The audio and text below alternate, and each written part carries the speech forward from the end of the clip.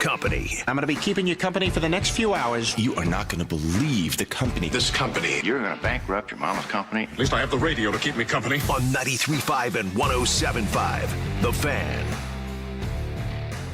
Pacers fans waited 4 long years for playoff basketball, 7 years for it in a non-bubble setting. And yet the result remains the same. We saw Kevin Bowen tweet about it earlier today. 10 straight playoff game losses for your Indiana Pacers dating over that stretch. And a head-scratching, disappointed, missed opportunity across the board for the Pacers last night. 109-94 losers. Bucks take game 1 in the best of 7 in the first round. Hi, everybody. Jimmy Cook, James Boyd with us. The talented and namesake of the show, Jake Query, has the day off after a fun time at the Grand Prix of Long Beach. So we're happy to have James in there. James, how you doing on Monday? I'm doing good. I was not in Long Beach over the weekend. So I think that Jake is lazy. Let's start there. No, I'm joking.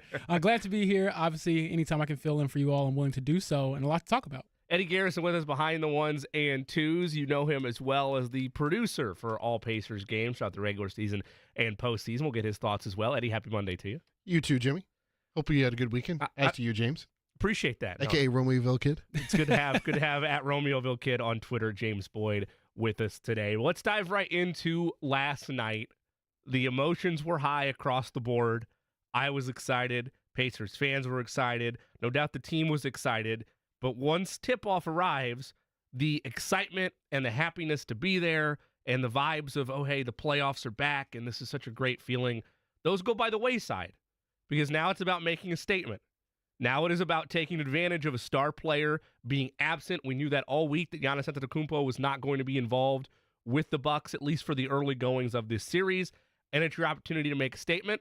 There was a statement made, James. It was just not made by the Indiana Pacers. It was instead made by the namestay that Eddie and I and Jake talked about last week was going to make an impact on this series, was going to be, in my thought range, the best collection of stars, or players, rather, the best collection of pieces that one Damian Lillard has had. If you go back even to his Portland teams, like when you see playoff Dame, and you see him going off for 40 points and hitting a game winner from 35 feet over Paul George, and you think about those supporting casts, outside of maybe a run or two with C.J. McCollum, this might be the best collection of supporting stars, even without Giannis, that Damian Lillard has had going into a playoff series, and he certainly didn't disappoint. Ooh. 35 for him in the first half. Ooh. That's where his day ends, weirdly enough, in terms of scoring, but you talk about tone setting and what was required of the Pacers out of this game. And I think the biggest takeaway outside of which what we'll get into is where this rotation is and whether or not certain players may be unplayable, what you have to evaluate with this series. Eddie and I talked about it before the mics went on today.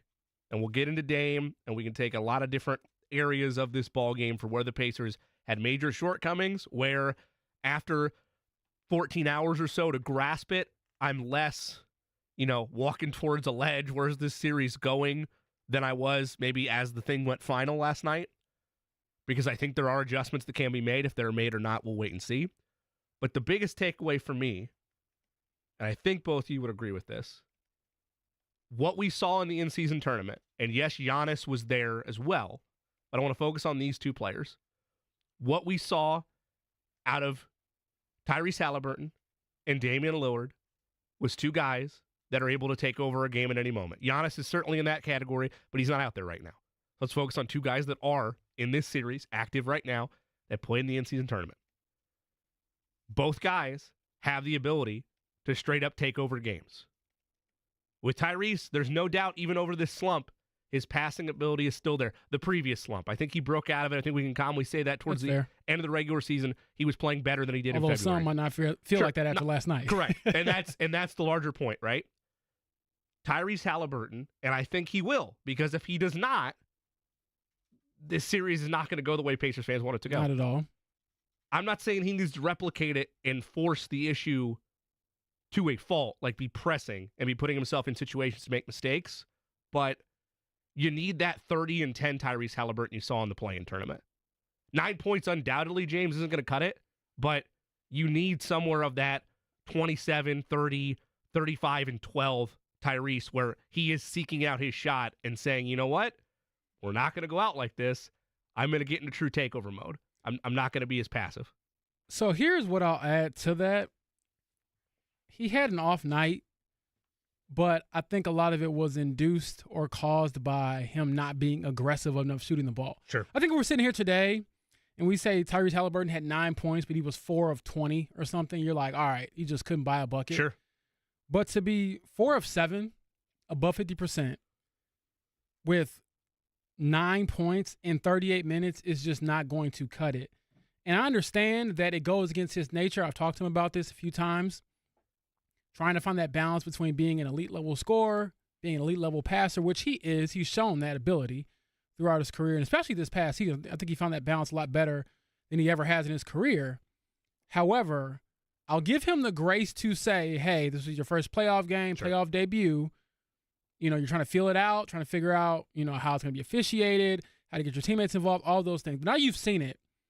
But my thing is you cannot end the game, the rest of this series, the rest of the playoffs, only shooting 9 times. Again, I will never fault you. I mean, obviously, if you're taking bad shots, it's like, what are you doing? And obviously, everyone gets criticized if they miss a ton of shots. But I think he would actually get less criticism today, as I said, if he just had 9 points and he had an awful shooting night. But you knew he wasn't necessarily taking himself out of the game, because it gets to the point where if the Bucks don't have to account for your offense, if they don't have to adjust their defense to your scoring prowess, how are you going to bend the defense to even get your passing lanes open? I think it's this twofold thing where the more aggressive you are as a scorer, the more that will open up the passing lanes for you. And he knows that. He does it better than anybody in the league, or he's one of the best in the league at it. So, again, I'm not going to get too hard on him because, again, it is your playoff debut, and it's a big moment. And although I'm, being from the Chicago area, from Romeoville, I loved it when Derrick Rose had his playoff debut and scored 36 points against the defending champs. Doesn't always happen like that. And I'm sure there's other greats along the way who haven't had great playoff debuts. So hopefully when you look back on this debut, this will be some like blip or something we don't even remember or bring up because the rest of his playoff series, his playoff debut went better than this. And as I mentioned at the top, I think he's going to be different the rest of this series. I don't imagine, especially from a 9-shot attempt standpoint. Like, you're exactly right.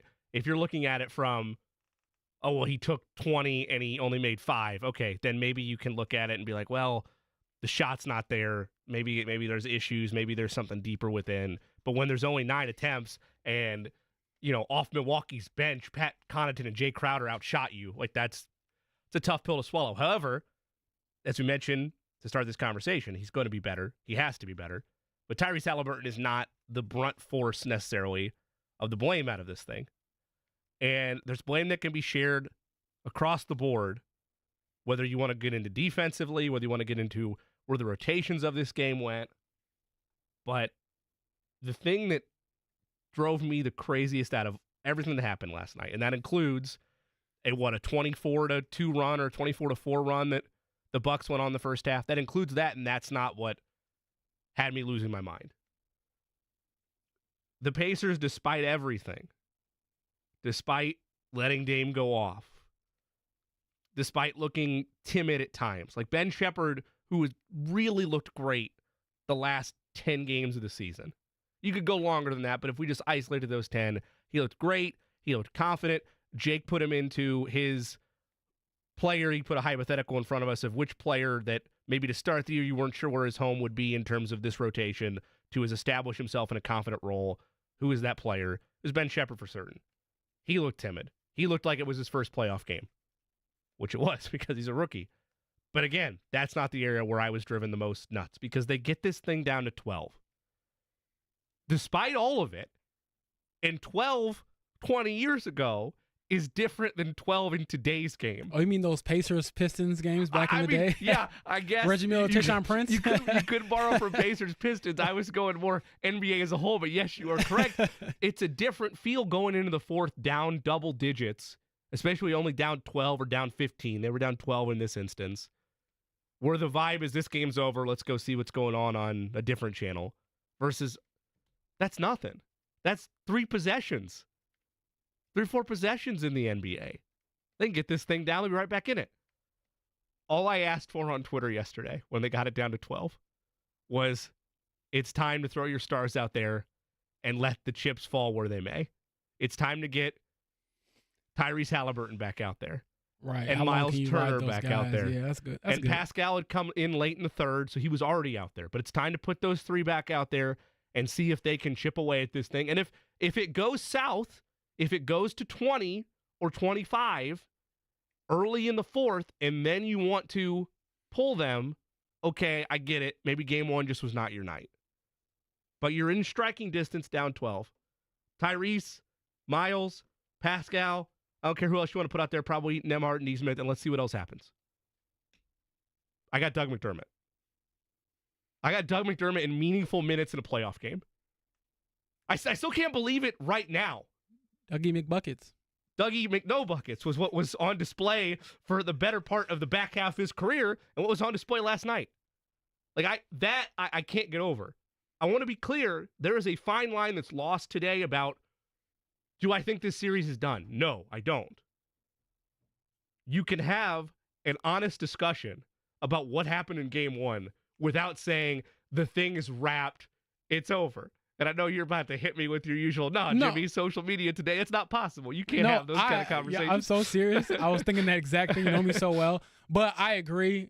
And having been a huge NBA fan all my life, obviously having worked in the NBA a little bit, never covered a playoff team, but read a lot of stuff over the years and watched a lot of games. And you realize that the sky truly is not falling.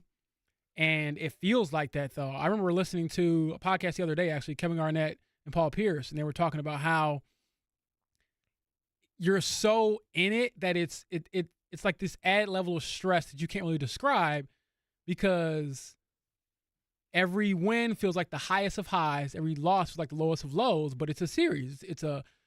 I think even more so than the X's and O's, sometimes, not all the time, but there are moments where your emotional clock or your emotional barometer needs to be at a certain equilibrium for you to survive in the playoffs. Because, and that's why I tweeted out yesterday, they lost by a lot. They got embarrassed, but it's just one loss.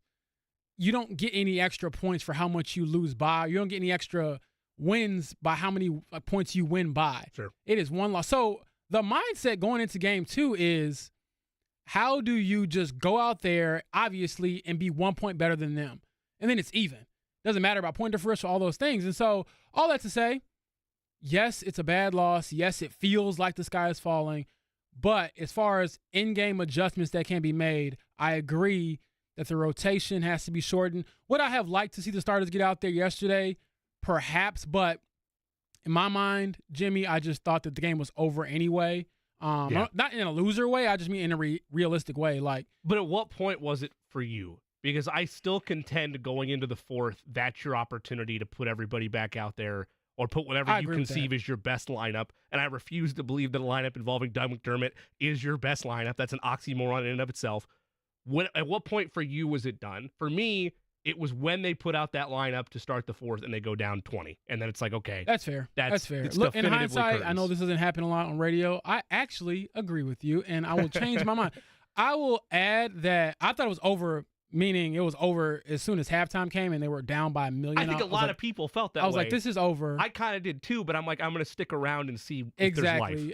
So I get your point, but I think beyond that, this is I guess the flip side to that will be, okay, you put these guys out there. It went horribly wrong. The lead went right back up, even without Damian Lillard scoring. But now you know, at least personally, I'm like, you got to shorten your rotation. I get that Jalen Smith got in some, early trouble and didn't really look right early on, so you had to throw Isaiah in there. But ideally, because I went through and looked at some other playoff games from earlier in the day, and even in the blowout like Miami Celtics game, neither team played more than, I believe, like 9 players. Yeah. So you have to be able to look at some of these guys and realize, hey, this isn't the regular season anymore, and we can't go forward with what we used to do to get here. Both of you, and Eddie, I'll start with you. What's your number from a rotation standpoint? And then, Eddie, you can expand on, where you felt like things went wrong. But what's your number if you're cutting it down? It was, 10 last night? It was 11. But Okay. Isaiah played 2 minutes. Yeah, okay. So what, 8, 9? I would say mine is probably about 9.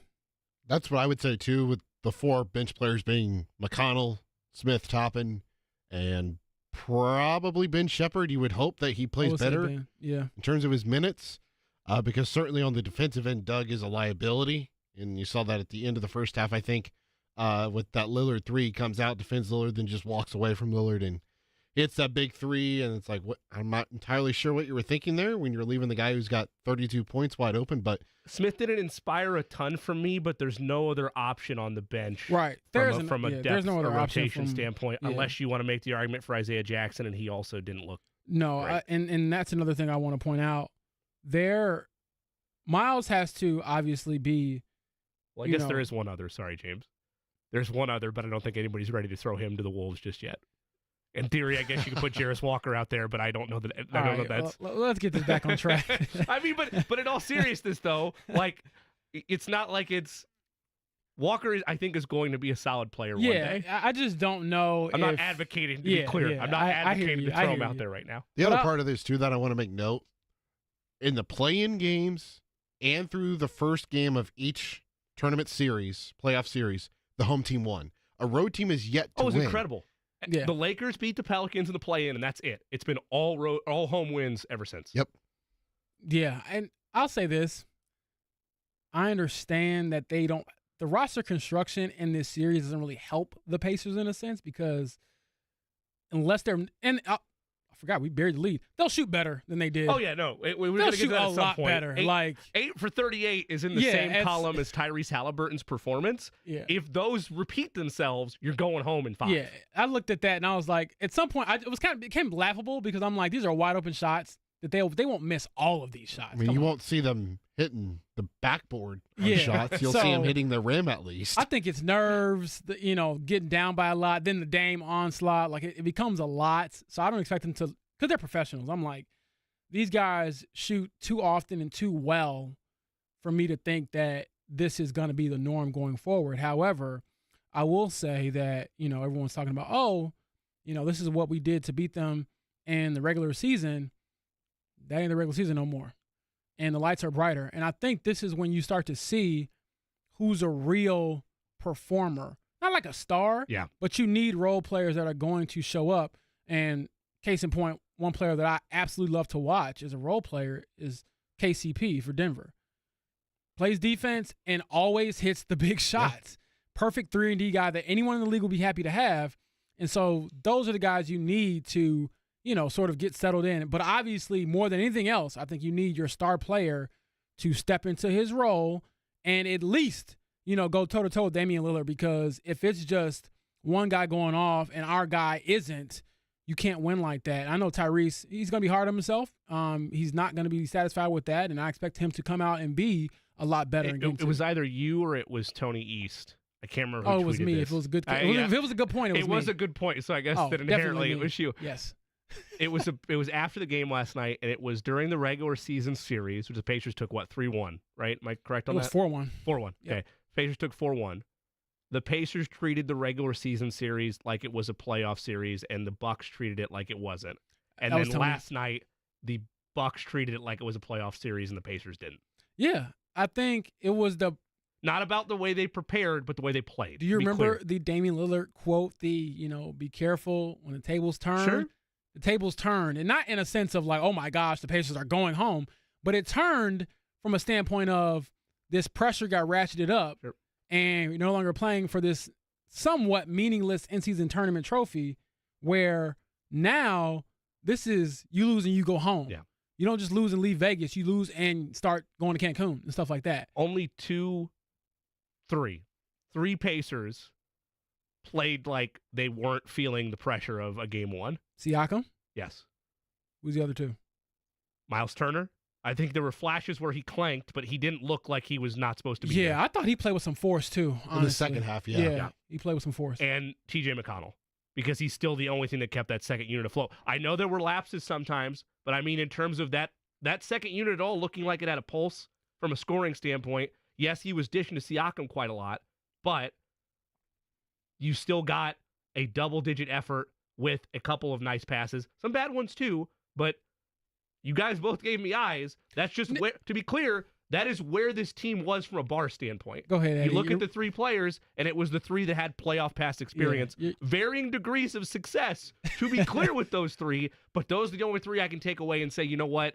They were not overwhelmed because it was their first playoff game, because it wasn't. I know you can look at this stat either way, the plus-minus. McConnell had the second worst plus-minus on the team in that game last night. And I know, to your point about that, that stat itself has been somewhat undercut over the years for true value it represents.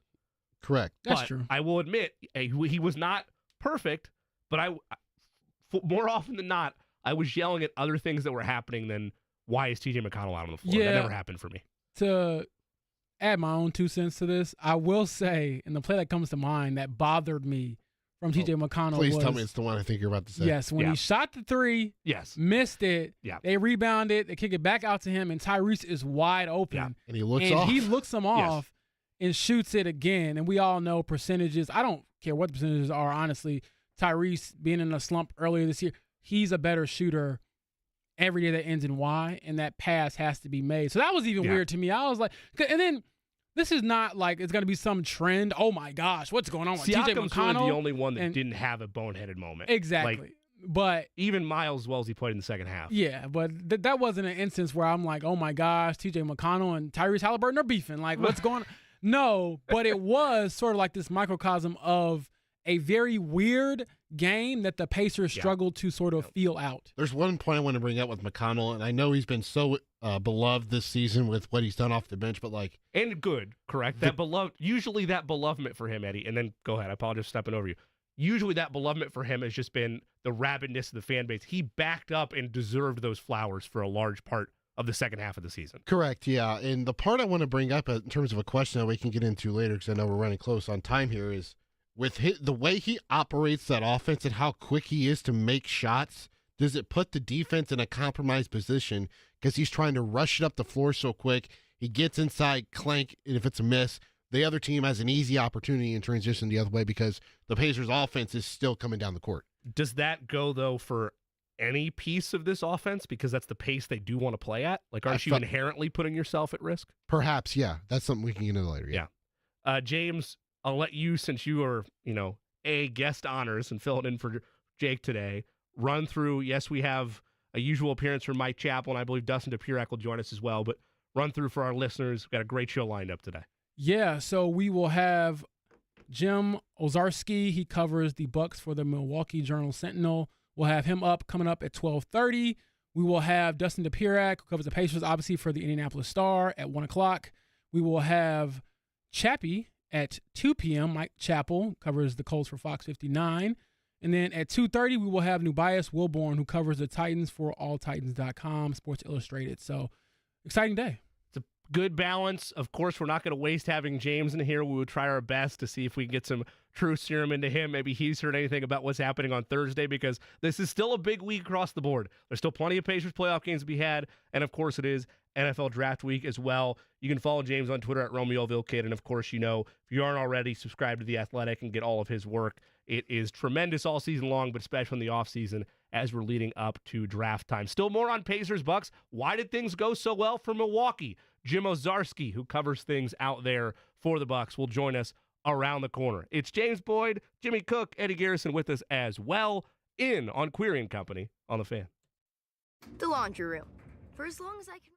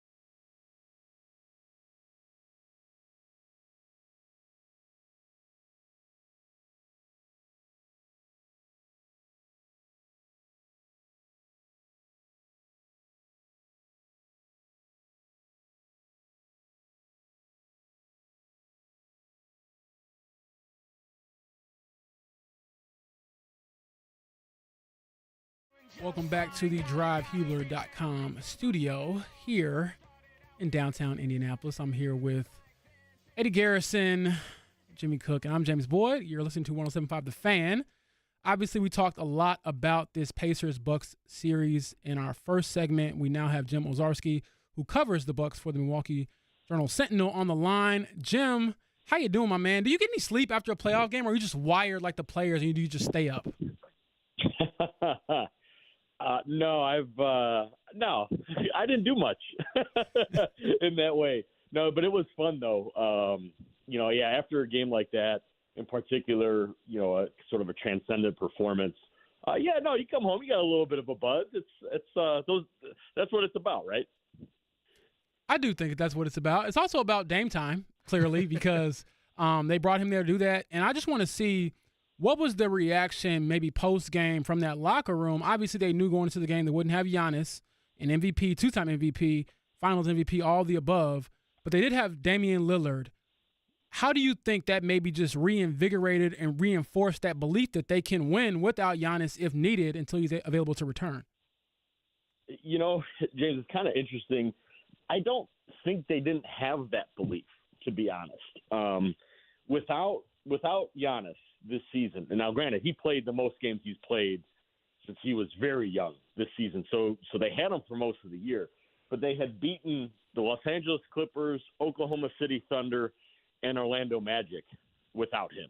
Obviously, 3 playoff teams, and actually Chris Middleton missed a couple of those as well. I mean, Dame was kind of the guy in those situations. So for them, I don't think they felt one way or another about it. Obviously, they're a worse team without Giannis. They all said that.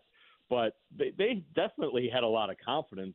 But what I will say, though, James, is the Pacers had confidence, right? The Pacers came into Fiserv Forum knowing they can win in that building.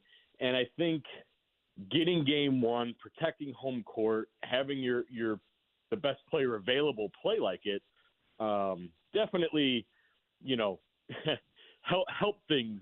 And no doubt have the Bucks feeling, a little better about themselves than, say, losing 8 of 11 to end the regular season.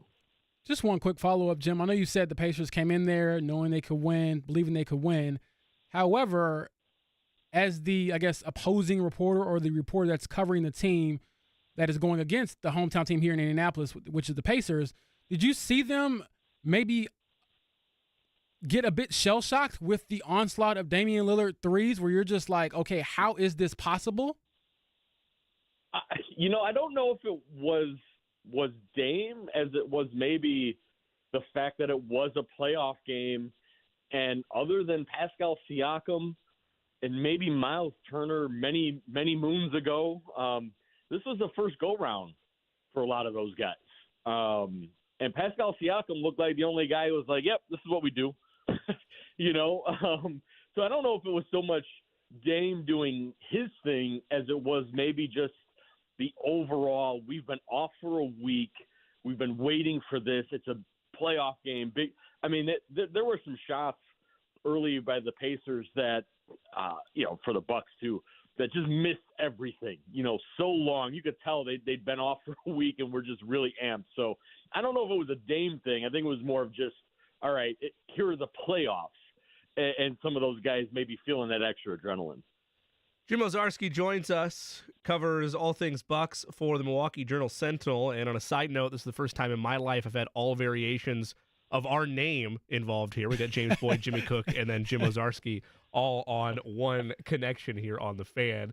Jim, which piece of the Bucks do you feel going into this week or going into this series was the most overlooked nationally? Because I will admit up front, I know how talented Chris Middleton is. I know how key he was to that run to the title that they made in 21. But going in, I thought to myself, you control Dame and you don't let Bobby Portis get 30, you're going to have a decent chance here. I guess Chris Middleton's my answer, but for you nationally, which piece of this Bucks team with Giannis removed was the most overlooked, and which piece of this team is the biggest factor if Giannis is to miss multiple games in this series? Yeah, just briefly, I think your pick of Chris Middleton would be number one for me. Chris has been criminally underrated, even in his own home city, to be honest, guys, which is quite remarkable. But that's a whole other topic, I guess, for Milwaukee Talk Radio. But yeah, look, he was 6 of 8, 15 points in the second half.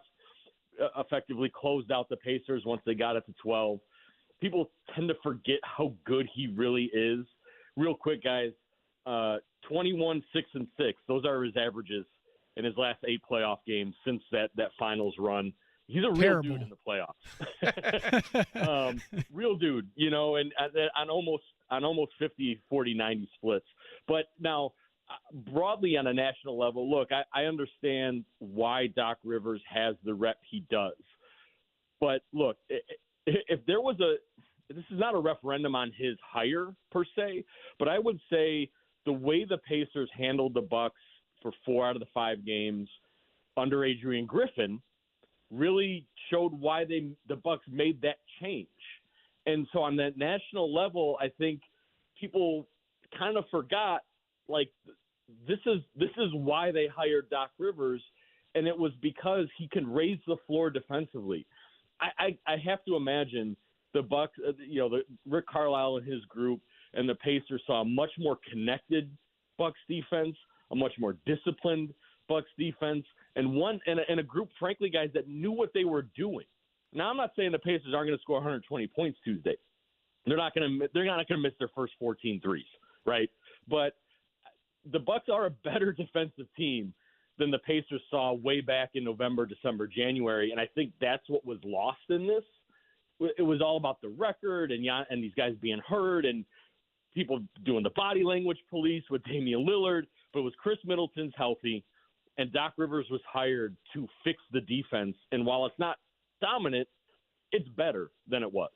Jim, going back to Damian Lillard for just a second, I stressed this multiple times last week, even though I still have, albeit maybe less confident than I was a couple days ago, Pacers in 6 in this series.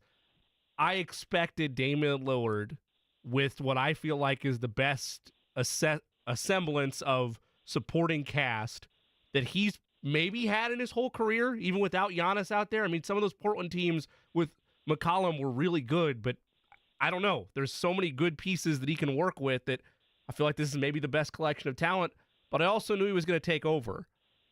Do you feel like that tone setting doesn't need 35 by any means in every first half of this series, but do you expect from an offensive flow standpoint that it is going to be much like those Portland teams as games start?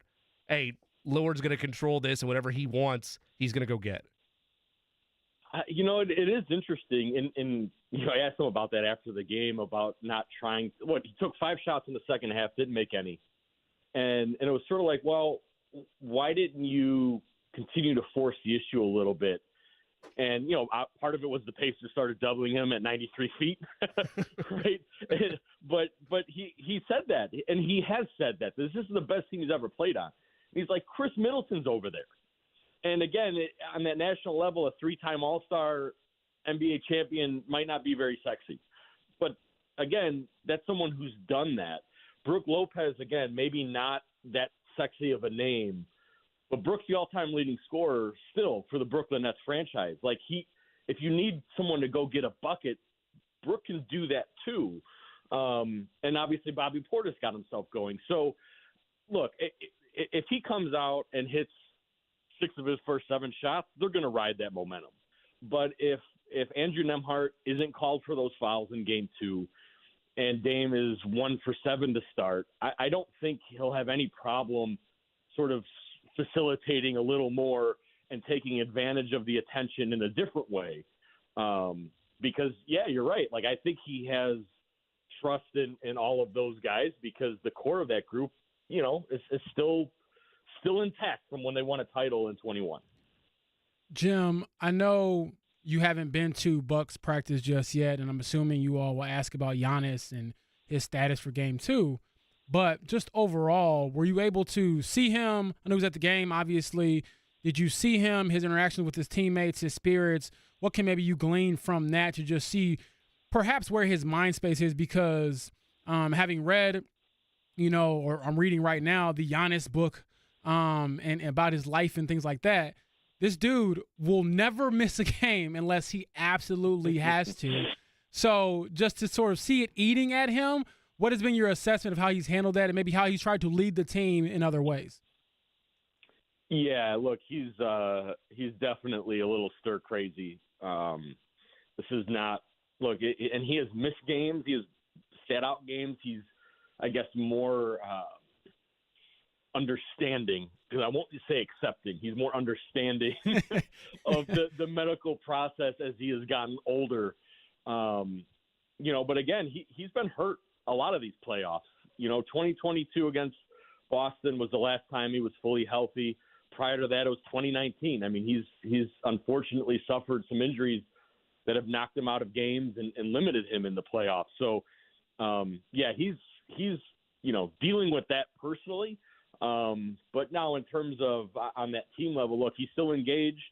He's not out for the. I mean, he hasn't been ruled out for this series, depending how long it goes or if they advance. So he's still engaged in all that way, and he has taken on more of a vocal leadership role this year. This dates back to the under the previous head coach of Adrian Griffin.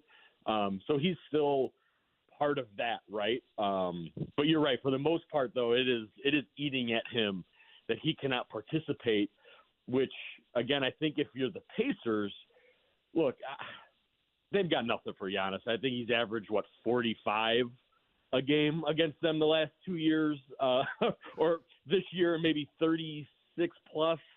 The last 2 years, most of his triple-doubles are against the Pacers in his career. So I think if you're Indiana, you definitely want to try to steal one Tuesday and get that momentum going to Gainbridge, because if Giannis is playing, that means he's cleared. That means he's healthy and ready to go. And I don't know if you're in Game 5, you want that guy being the one with the fresh legs, right? So we'll have to see how that plays out, though. Jim, James brought this up in our first segment, and it's in that same line of thinking. Let's say, for the sake of argument, that Giannis does not go in Game 2. He is declared out, and it's just the same setup for Milwaukee that we saw in Game 1, and they win, and they go up 2-0. Does the ideology of it shift to where, well, we're up 2-0 right now, why not buy some extra rest for Giannis and not even think about rushing him back? Is there any mindset for that where if they go up 2-0, well, we're doing this without Giannis, and we know how tough this playoff run is going to be, let's have him sit a little longer? Or do you envision once he gets any type of green light, they're going to throw him back out there? Yeah, he's, to James's point, I mean, this is a guy who you're not going to tell, hey, you could play. But you know what? We're gonna let you hang back here and not. No. He's, put it this way: when he's cleared, he's cleared. So I think, but what they are doing, because this is a pretty severe, soft tissue strain in that calf. He's a very explosive player. He's right-handed. That's his left calf. That's his launch leg. His spin moves so. If he's cleared for Game 2, he's going to play. If he's cleared for Game 3, 4, 5, whatever, I guess I meant more like if he's 70% and they say it's close, and he has that mentality like you've outlined, like James outlined, of no, I want to be out there at all costs. Are they more cautious with it if it's not you're fully green lit, versus where the player wants to be like, no, I need to be out there. These are the playoffs. What are we doing? Yeah, it's interesting. To me, I think if this was the finals, I would say, I think there'd be that sort of gray area of percent able to go. Look, I don't know how he feels. We don't know if they're imaging every day to track inflammation, that kind of thing. They'll never talk about that, of course. I think it's either you're cleared to go 100% or you're not. I don't think right now there are percentages in gray areas. You know what I mean? Okay, yeah. So I think, look, even if they were down 0-2, would he be more antsy? Sure. If they're down 3-1, sure. But I think, look, they know, and I think he knows, if you were to just somehow come back early, let's just say, oh, I'm still feeling it, I'm a little sore, but now I want to go, and he restrains that thing. Well, now you're talking second round, Eastern Conference. Like they're in that spot now where I think it's either you're 100% or you're not playing. That's my opinion as they go forward in this series. Jim, last one from me. Cash Money Middleton. Like who came up with this nickname? Because I read this in your story, and I'm like, wait a second. I kind of like this because he looked like he was Cash Money, and I actually had no idea. I knew he was a great mid-range shooter. I didn't know he had the highest mid-range percentage this season, according to the broadcast yesterday. I believe they said he shot it at 59% this year. Yeah. But the nickname and just the confidence of that guy, what do these moments perhaps mean to him? Just knowing he's similar to Jamal Murray in a sense where he can get dinged up, you kind of forget about him, and like, is he as good as we think he is? And then he comes back in the playoffs, and you're like, wow, he's really good. He's getting older. How much does he appreciate just being able to go out there and perform at a high level at this stage of his career where he knows maybe he's toward the end rather than the beginning, and that window to try to win another one with Giannis is not as big as it used to be? Yeah, I believe the nickname is very old, to be honest. I don't know if it goes back 10 years, but it's been with him for a long time because, look, earlier in his career, he was the one they drew up last-second shots for. I mean, he up until this year with Damian Lillard has been the Bucks closer. Fourth quarter, yes, Giannis has the ball, but Chris Middleton at 16 feet, it's a wrap.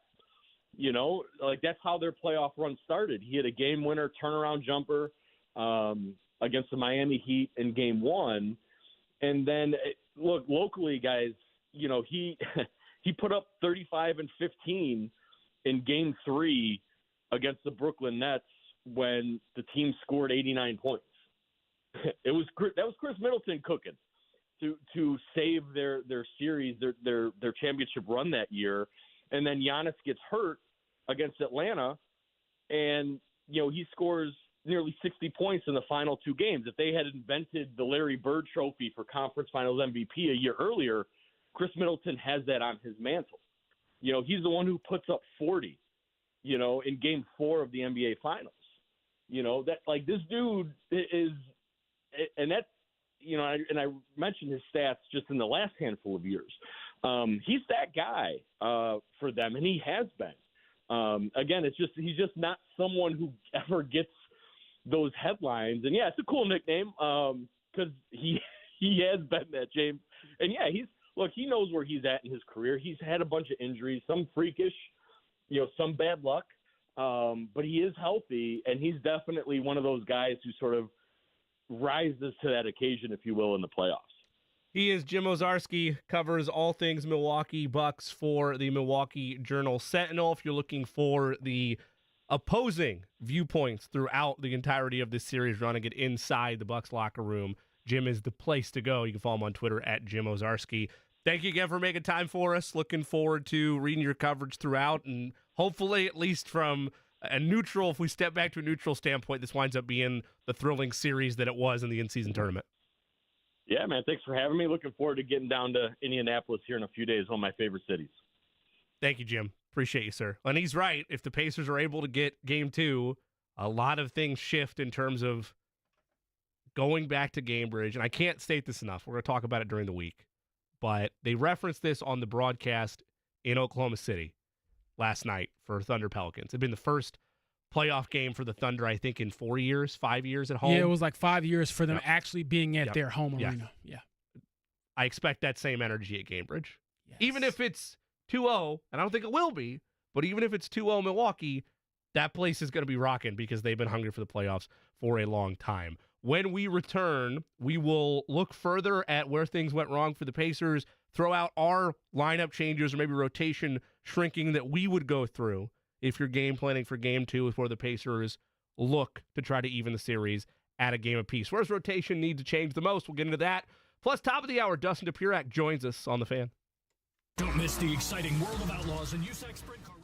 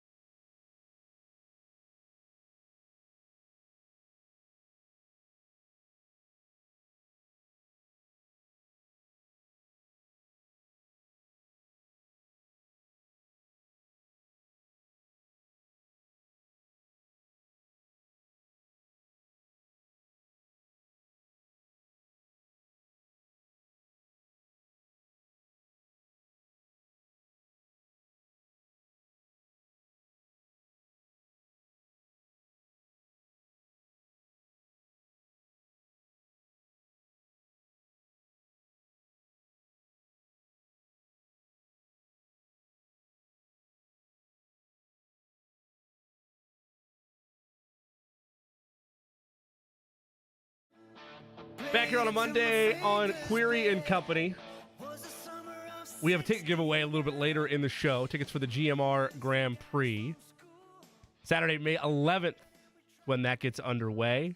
Eddie, remind me our ticket count in terms of how many we're giving away there. We are giving away a pair all of this week and all of next week. And if you're keeping track, the first full week of shows for us in May is the 6th. That week, we are giving away tickets for qualifications for the Indianapolis 500-mile race presented by Gamebridge and Carb Day. So want to tune in for all your race action in terms of ticket needs here over the next couple of weeks here on The Fan. Well, this is where things get juiced up as we get into the countdown to race day, Carb Day, quals, everything to lead up to that, and a great, if you're looking for a multi-course meal of the month of May, a great first dish in all of that is GMR Grand Prix. Again, that is Saturday, May 11th. Around 1:30 today, we'll give away a pair of tickets to that if you happen to be our lucky caller of the day. Shifting back to Pacers-Bucks, and we will dive fully into the Pacers side of things in terms of the locker room, post-game, where things were, where the mentality has shifted. I felt like Tyrese Haliburton was very honest and very open about it's just a game. It was a bad shooting night, but we'll be better. Like, again, all the right things were being said post-game. The Bucks, though, are the victors, and that at the end of the day is all that matters on the series counter, 109-94.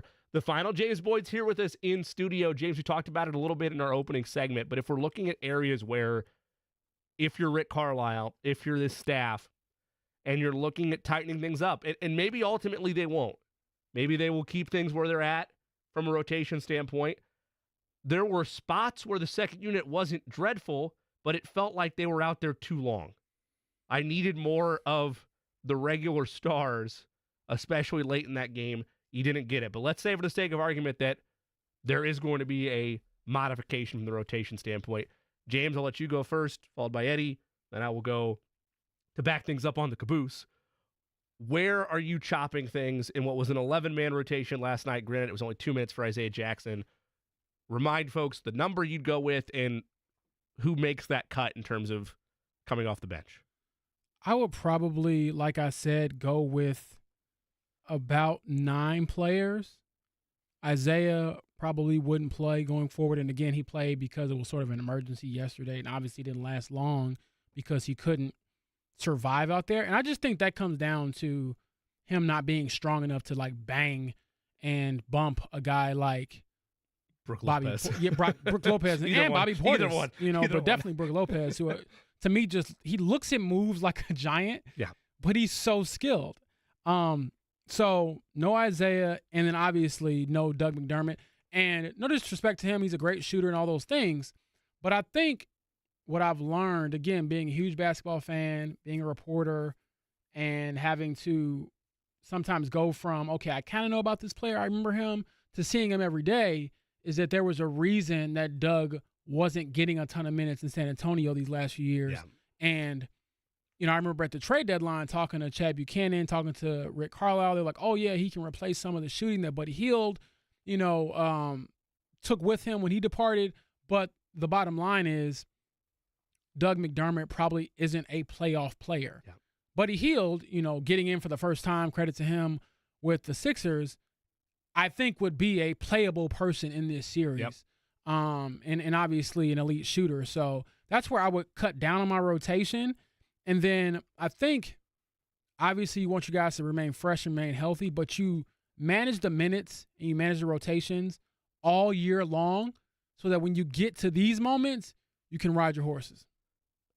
For me personally, like I said earlier, it's probably 9, but I would probably still keep Jalen Smith around a dozen to 15, and I'd like to see them go small ball 5 a little bit more.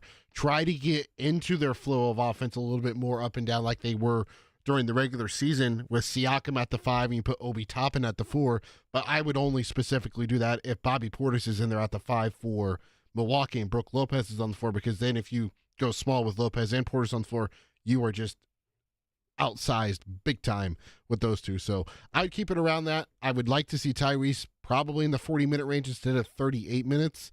Now, part of that, of course, is also at the end of the game and whatnot. But I would like to see Siakam and Tyrese both at that 40-minute threshold. Siakam was there last night, but I would like to think Tyrese is able to play that, especially with, it's win or go home essentially every game. And days off in between as well, or at least one day off in between the games. And longer timeouts, yeah. Sure. Right. We're up against it a little bit, so I won't elaborate too long here, but Obi Toppin, Jalen Smith, that's fine. TJ McConnell, obviously he's a mainstay in there, and then Ben Shepherd. I don't need to see Doug McDermott again in this series unless the Pacers are up by 15.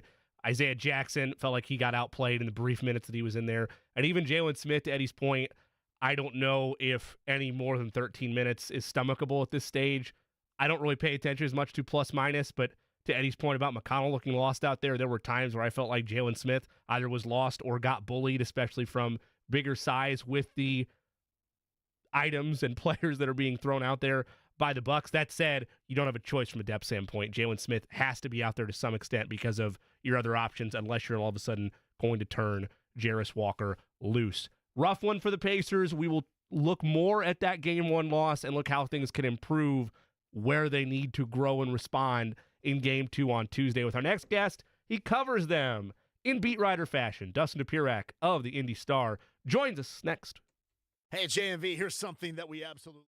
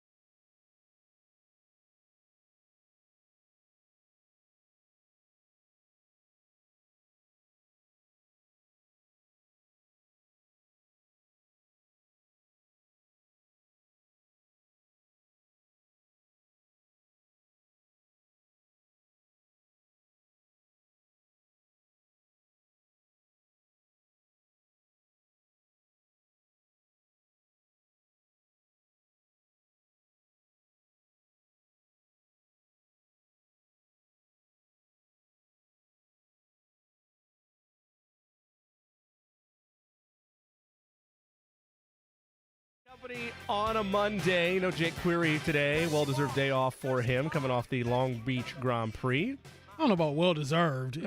He just got a day off, Hey, I mean, it ended up with you gracing us with your presence, so it's there a you win go. That's for all why of us, I think. That's the well part. The deserved part belongs to me as well, but no, I'm just joking. That is Love the you, voice of James Boyd. Of course, Eddie Garrison here with us as well. And one of our favorites on the Pacers beat, he's going to get his name said correctly twice today, but I think just in the interest of consistency and thematicness of this show, Dustin Dopirak joins us today.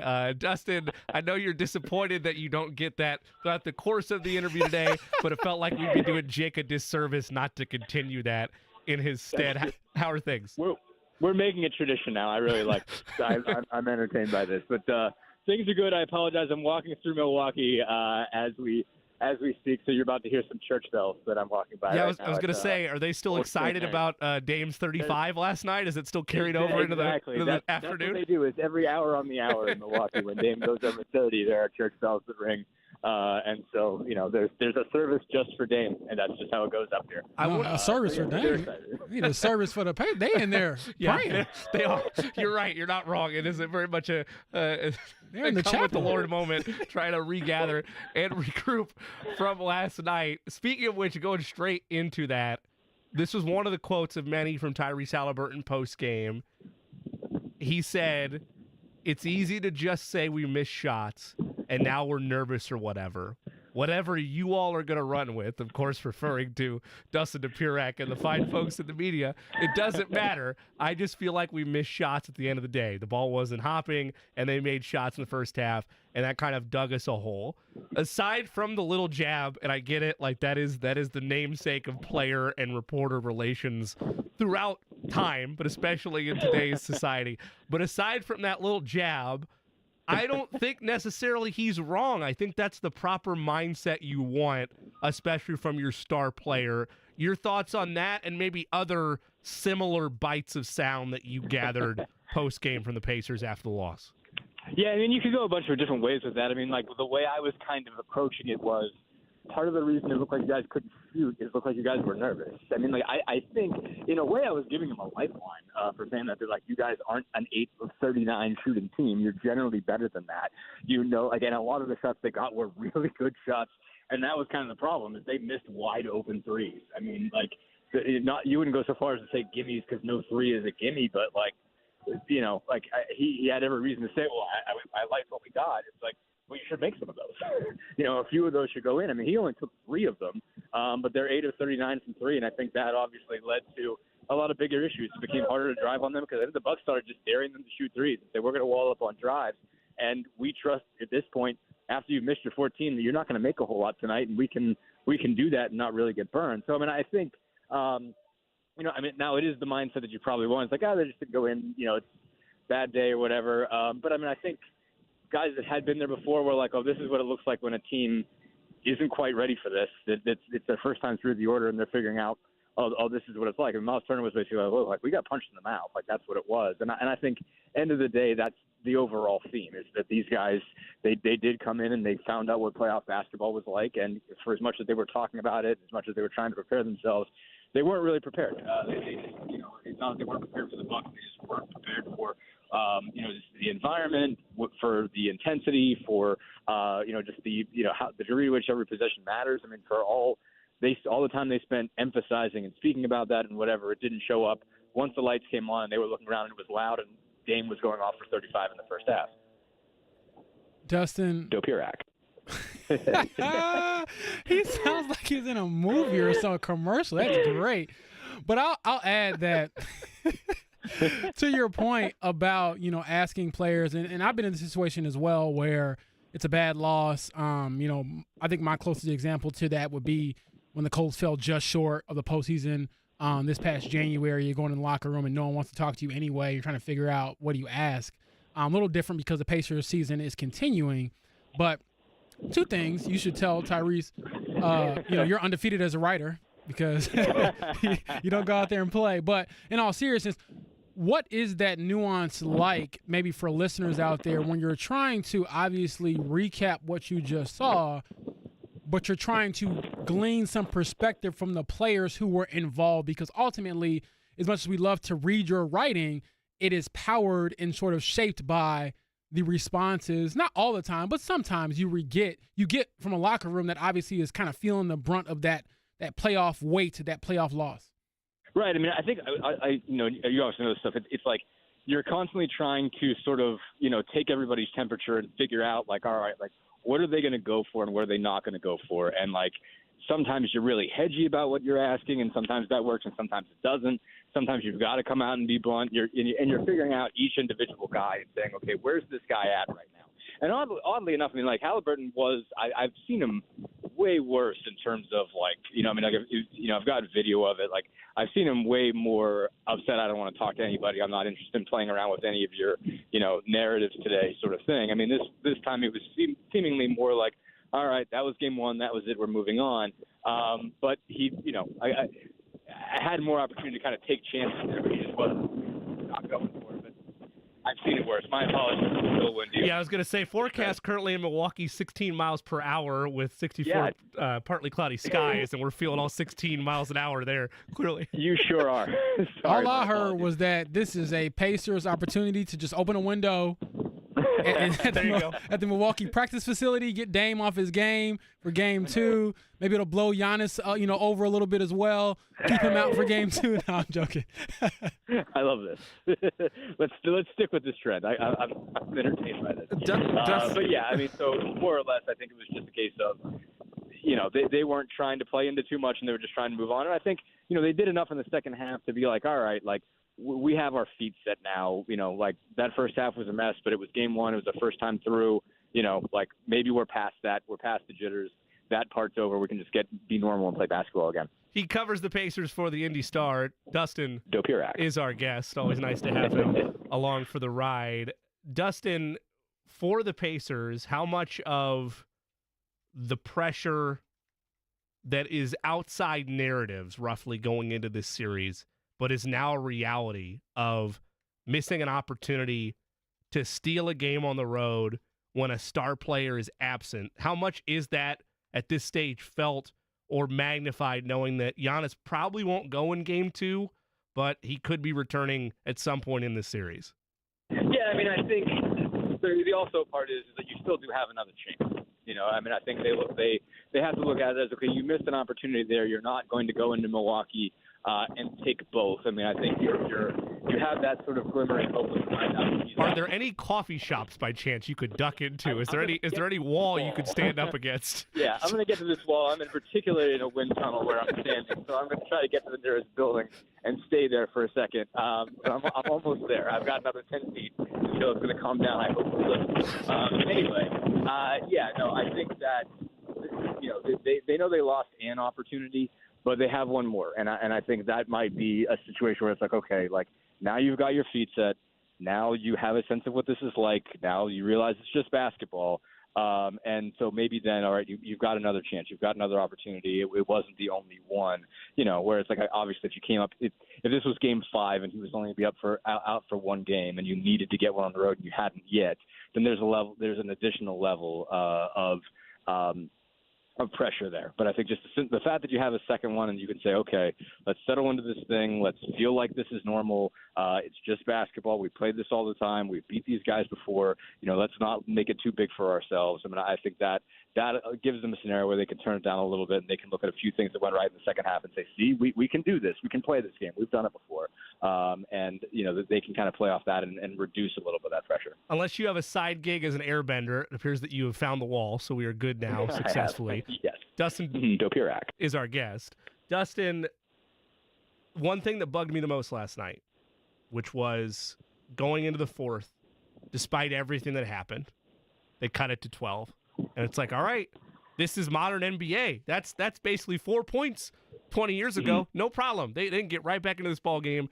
And I tweeted this at the time, and I mentioned at the start of the show. I asked for, man, we got everything going on in Milwaukee. We got Star Wars level engines just driving by. I asked for, going into the fourth, Miles Turner, Pascal Siakam, Tyrese Haliburton. What I got instead was Doug McDermott in meaningful playoff basketball. I get it. This team has relied on the bench heavily during the regular season. So it's kind of a two-part question.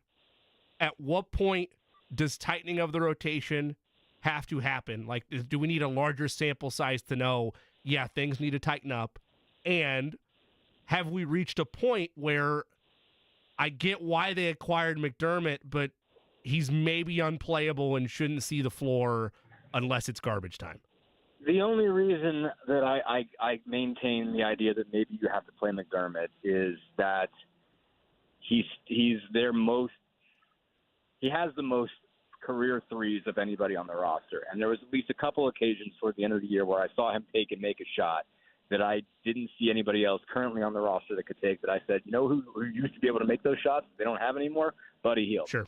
So there were a couple of those moments that make me say, you got to not forget he's there.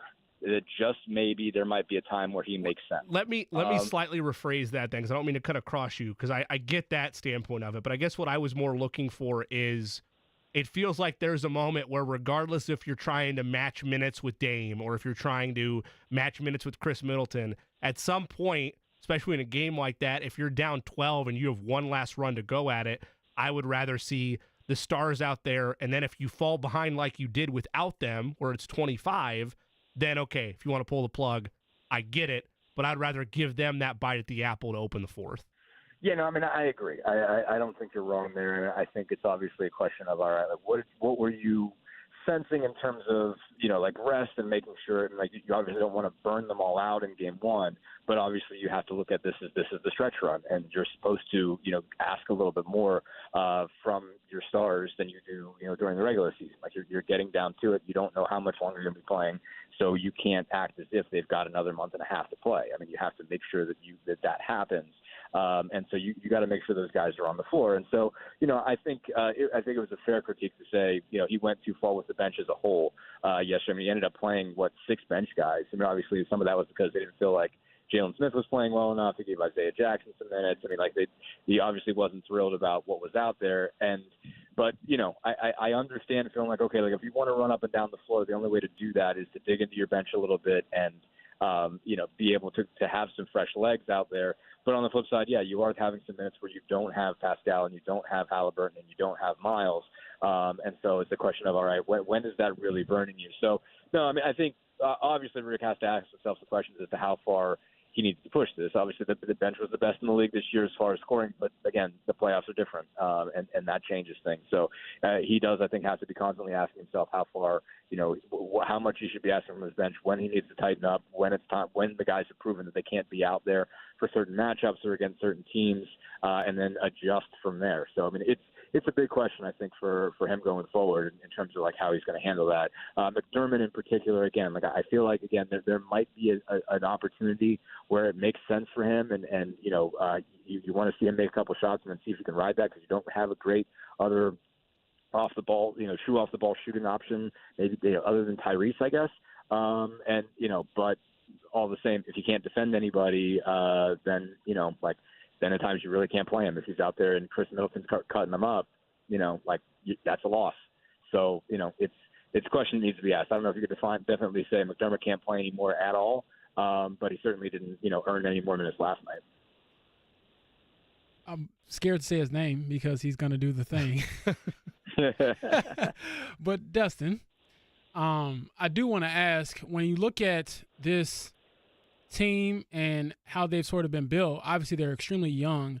What was Miles Turner's reaction to the game, and maybe where does that veteran leadership sort of come in at this point in the season? Because sometimes I forget that he is their longest tenured player. He's an older player in the sense of he is a true veteran. He's been around the league more than half a decade at this point. So how can he maybe lift this group up? Maybe not lift them up is the right, phrase, but just keep them, focused on the fact that it is a series, and to ultimately end this sort of losing streak that they've had throughout the playoffs, which unfortunately Miles Turner has been a part of. Yeah, sure. No, I mean, I think he said the things in postgame that I think you'd want to hear from a veteran to us. And so, I mean, obviously the question is to what extent and how effective is that message getting through, in game, basically I think everybody has to own the fact that they weren't, veteran guys that have been around, even a guy like Pascal who's won a title, Rick himself, weren't able to kind of stem that tide in the first half. So everybody's got to own that. So going forward, what else I say after this, keeping that in mind, basically I think he certainly identified by saying, look, like we got punched in the mouth. Like this was, we got jumped into the playoffs. We found out this is what it's like.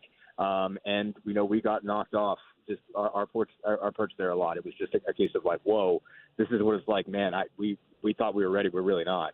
And I think he basically was sort of on one hand saying like, yes, like this really is amped up and you have to understand the difference, but also, okay, you got through that. You took that punch. We figured out early, right out of the gate, that this is different basketball. And so, that's out of your system. You're okay now. We're set in this and we can go from there.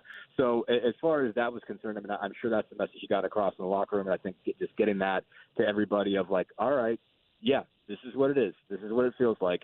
Do we all get it now? Do we all understand? Okay, can we now just play basketball?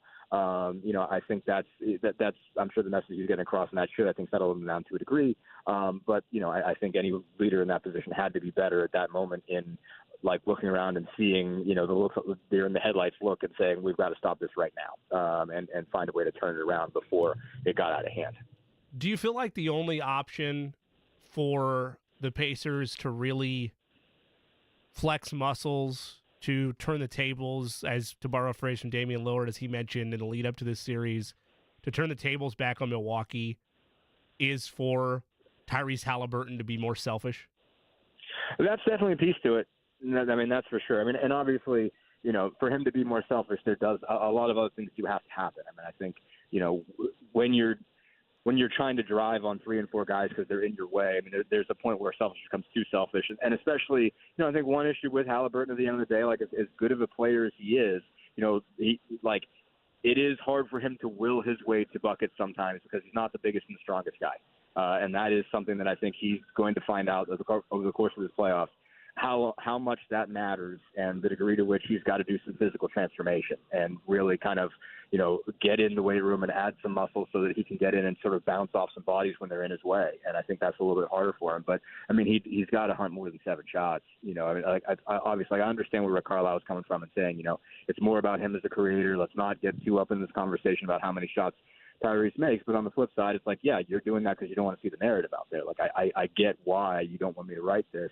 But, like, the guy averages 20 a game for you for the year. Like, getting 9 on 7 shots isn't enough. Like, you've got to get more production from your all-star. And he's also, again, probably your best outside shooter at the end of the day. And if he's only taking 3 threes over the course of the game and you're taking 39 as a team, I mean, like, that's not enough percentage for your best guy to be taking those shots. So, again, like, I get in a lot of cases he's probably making the right play and hitting the open man, and that's what he's supposed to do.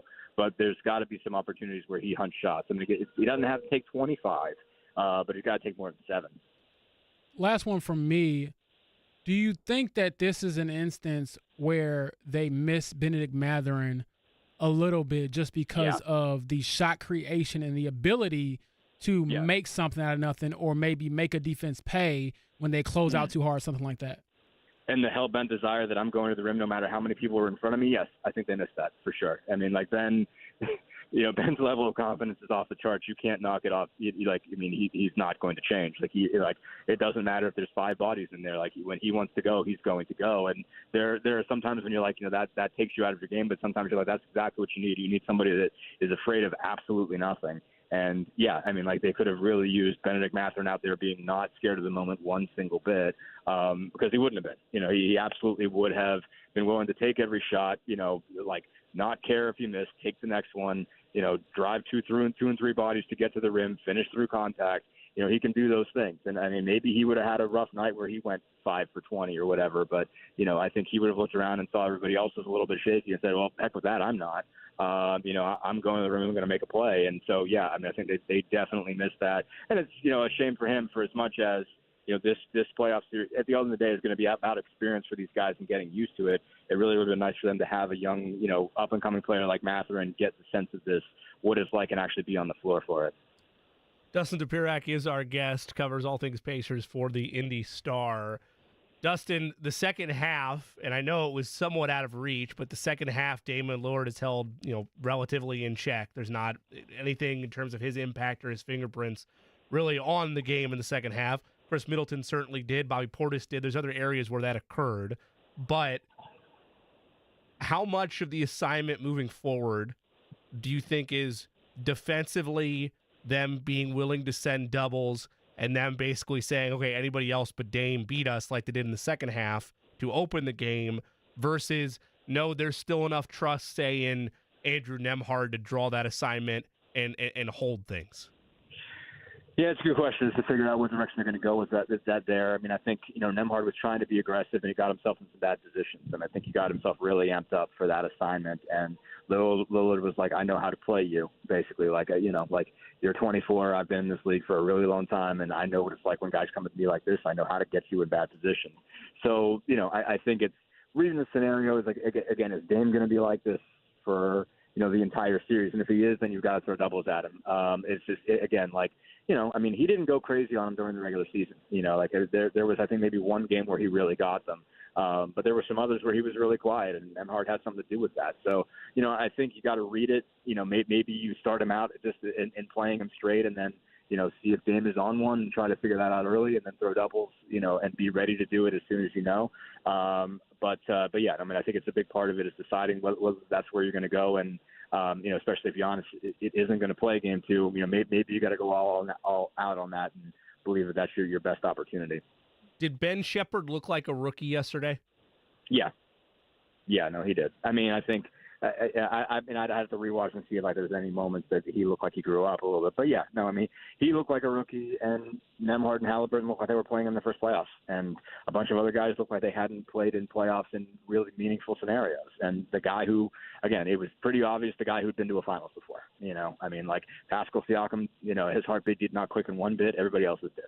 Do they have enough pieces, the Pacers, to offset that for it to be a real wake-up call and it kind of having to be a baptism by fire for the rookies or for players that just have not been at this stage before?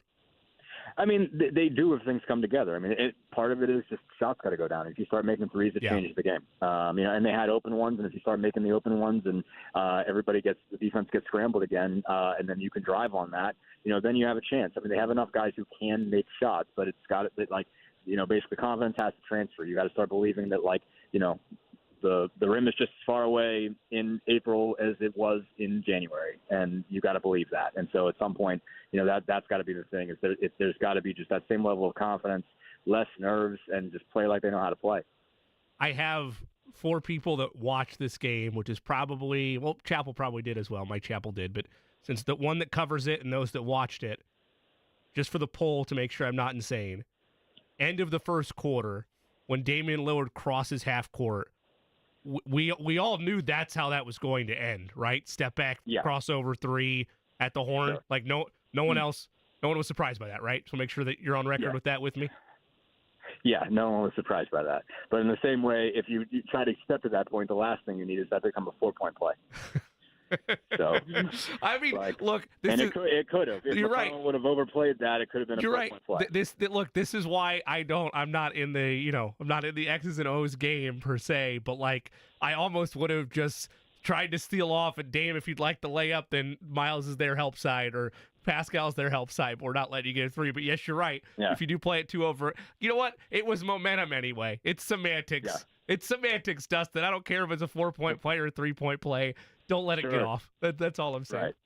Yeah. Enjoy game 2.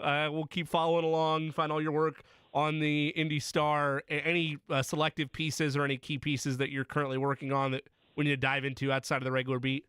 Nothing I'm working on. If you haven't read the McConnell piece yet, I felt pretty decent about that one. So that came out this week. If you want to read more about TJ and his season, obviously he didn't have the best night. Nobody had the best night last night, but that's one we're checking out. And there'll be plenty more coming out. Heading my way to practice now, and then from Milwaukee now, and then we'll have Pacers practice after that. So we'll have a whole bunch of stuff. Also, tell my guy Nubias I said hi when he's on later. We'll do that for certain. Will do. Dustin, enjoy Milwaukee, and please continue to hit all the spots that Jake tossed along to you. If you're not having some past blue ribbon by the time you come home, I think he's going to be pretty disappointed. So he really will be. All right, thanks, guys. Dustin. I'll see you. That is Dustin All right. He wasn't there for me. My guy was there for me. He let me down. That was Dustin Dopirak. I know how to say it. So I'm good. There we go. Thank you very much. Of the Indy Star. I think there's a lot of truth to what he mentioned, James, where like it can be as simple as shots did not fall. And that's a fair response, I think, by Tyrese Haliburton. But there was so much of what you highlighted earlier. There was so much of, oh, this is the playoffs now. Overwhelmingness and just, I don't want to say fear, but look, I would be a little bit taken aback if Damian Lillard dropped 19 in the first, including a, for your life step back buzzer beater at the horn. Yeah, I get it. I get why shell shock can happen. That said, you can't afford to not have guys like Pascal Siakam, who played great, by the way. Like, I don't have any issues whatsoever with Pascal Siakam. Well, he missed some shots. All right. He had 36, but yes, you're right. He did miss a couple of shots. But he missed free throws too, Jimmy. Right, come on. Well, okay. He, like Dustin said, that's the one guy, Miles as well a little bit, but to a lesser extent, that have been there before. You need them as your catalysts of, hey, I get it. You're a rookie or you're a first-time playoff performer, but you either pull yourself up from your bootstraps in game 2 or this thing's going to get dangerous. But a lot of good points in terms of maybe, look, that'd be great, right? Wouldn't it be great if it was just as simple as that shots didn't fall? Yeah, that's true. That's true. I agree. I don't know if that's going to be the solution, but it'd be great to think that's what it was. If they don't come out and miss their first, 14 threes, they'll be fine. That's my hot take. Yeah. And if they play the way they did defensively in the second half that they did in the first half, I think that, especially on Dame, I think things are better. Exactly. We will see coming up on Tuesday here on these very airwaves if the Pacers are able to do just that. We will still dabble into the Pacers as the day continues, but a little bit of Colts news. It is draft week. A nugget broke today in regards to Colts owner Jim Irsay. We will get into that, as well as if James has any nuggets of his own to perhaps pass along in regards to that Colts war room. Draft day is just a couple days away. We'll talk about it on the Colts end when we return on Query & Company. Chapters of this story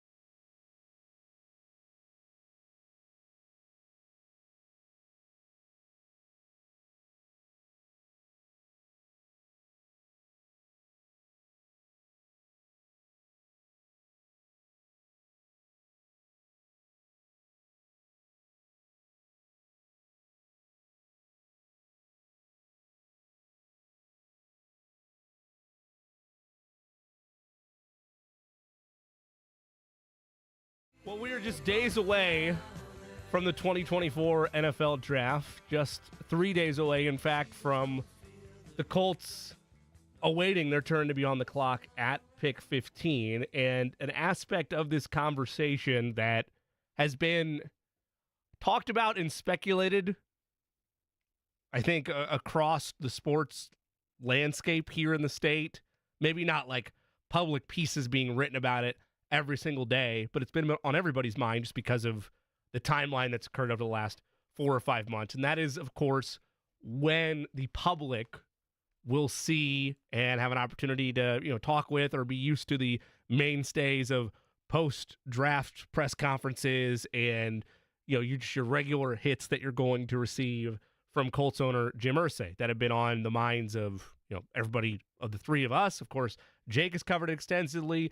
Kevin's covered it extensively. In this particular instance, another man who's also covered extensively, who we'll talk about it with tomorrow, is Stephen Holder of ESPN. But he had a piece that dropped about 30 minutes or so ago. Headline reads, Colts owner Jim Irsay won't be in draft room amid recovery. In the piece, and I encourage you to go to ESPN.com to get the full details of that. But basically, Stephen Holder had a phone conversation, or ESPN had a phone conversation, Stephen's affiliate, with Jim Irsay, where he talks about trying to rehabilitate from major surgery on his lower back that's hampered his mobility and will keep him out of the draft room later this week. We also know, of course, that the last time from an authority standpoint that we've heard in regards to Jim Irsay and the troubles that he's gone through was the reported overdose back in December of this past year. So it has been a road. The last, I think, James, public piece about it was last month. This was from a couple different outlets, but this one specifically from NFL.com, and it cites Mike Chappell's story, who will join us at the top of the 2 o'clock hour. But basically the headline was, he's doing great following leg surgery. He's doing all right. It's a rehab process. But we have this timeline of the overdose to severe respiratory illness to surgery, a lot going on clearly with Jim Irsay, to the point that as rehab continues with that surgery, he will not be available in the draft room. So you can take that any way you want in terms of if you want to give your thoughts on it. Mine, I'm always cautious with health in general. Obviously, you want the best for anybody, especially, not even especially, but yes, for Jim Irsay, I want him to be cleared through all of this. And I'd like to see him back out there as a face for the Colts, because I think that the fan base appreciates, even though sometimes maybe he says too much, or there's why is he making a video where it looks like there's blood in the vase, like whatever. There's weird things, quirkiness that happens, but you miss that element when you have an owner that is so involved with the franchise. The fact that he's not there in the draft room, the fact that it'll be virtual for him, means what in your mind? It means that, to me, his health obviously isn't where it needs to be, but it doesn't affect maybe as much as some people think. I know that Jim Irsay is known as being a very hands-on owner, always available. Obviously, he talks to us pretty regularly on the beat, but I would just think that more than anything, it's probably better to just hear from him from a health standpoint. Yeah. Know that he is on the road to recovery. I don't think it changes their day-to-day. In the brief updates that Chris Ballard has given throughout this entire time that we haven't kind of seen Jim Irsay in the public eye, there has been some instances where he's said he's talked to Jim Irsay, he stayed in touch with Jim Irsay, nothing moves or shakes without Jim Irsay. And so, for instance, I don't see a scenario where they make some seismic trade up or down and he doesn't have some say-so in it and he isn't available to weigh in. And obviously, even if Mr. Irsay isn't the most tech-savvy person, if he's like my dad who can't work, trust me, they will have all the Google Meets and, encrypted FaceTime, and whatever you need to protect him and also make sure that he can get his point across. So no spontaneous Instagram lives. What you're saying? Don't expect that on Thursday. And so in that same story from Stephen Holder, the next update, I believe, or next chance we might be able to see him in public will be at the Hall of Fame where he's inducting Dwight Freeney. And so that would obviously be a huge honor for him, and obviously a chance for us to see him in the flesh, in the person. But from just a human standpoint, obviously I'm rooting for Jim Irsay to get better. But I don't think it changes too much of anything. If anything, I'm just curious to know if we'll be able to talk to him after the draft, whether it's over the phone or something like that, because he always wants to weigh in on what his team is doing. So that's probably a bigger thing for me. Well, I would think, and look, I'll be honest, I said this at the time, a tweet from him didn't give me any kind of update I needed at the time when all this was going down in December. Like that was great, and into January and February. When you finally got that first tweet from him and, it's always he's doing better, he's doing good, that didn't do as much from me. But then when you see Mike Chappell have a conversation with him and report on that, and now you hear on Stephen Holder's end, and we'll get clarity on this tomorrow, but that he had a phone conversation with Jim Irsay. So we're at that point where he is communicating in some capacity with the media. Like, those are all good steps for me in terms of, okay, that's good.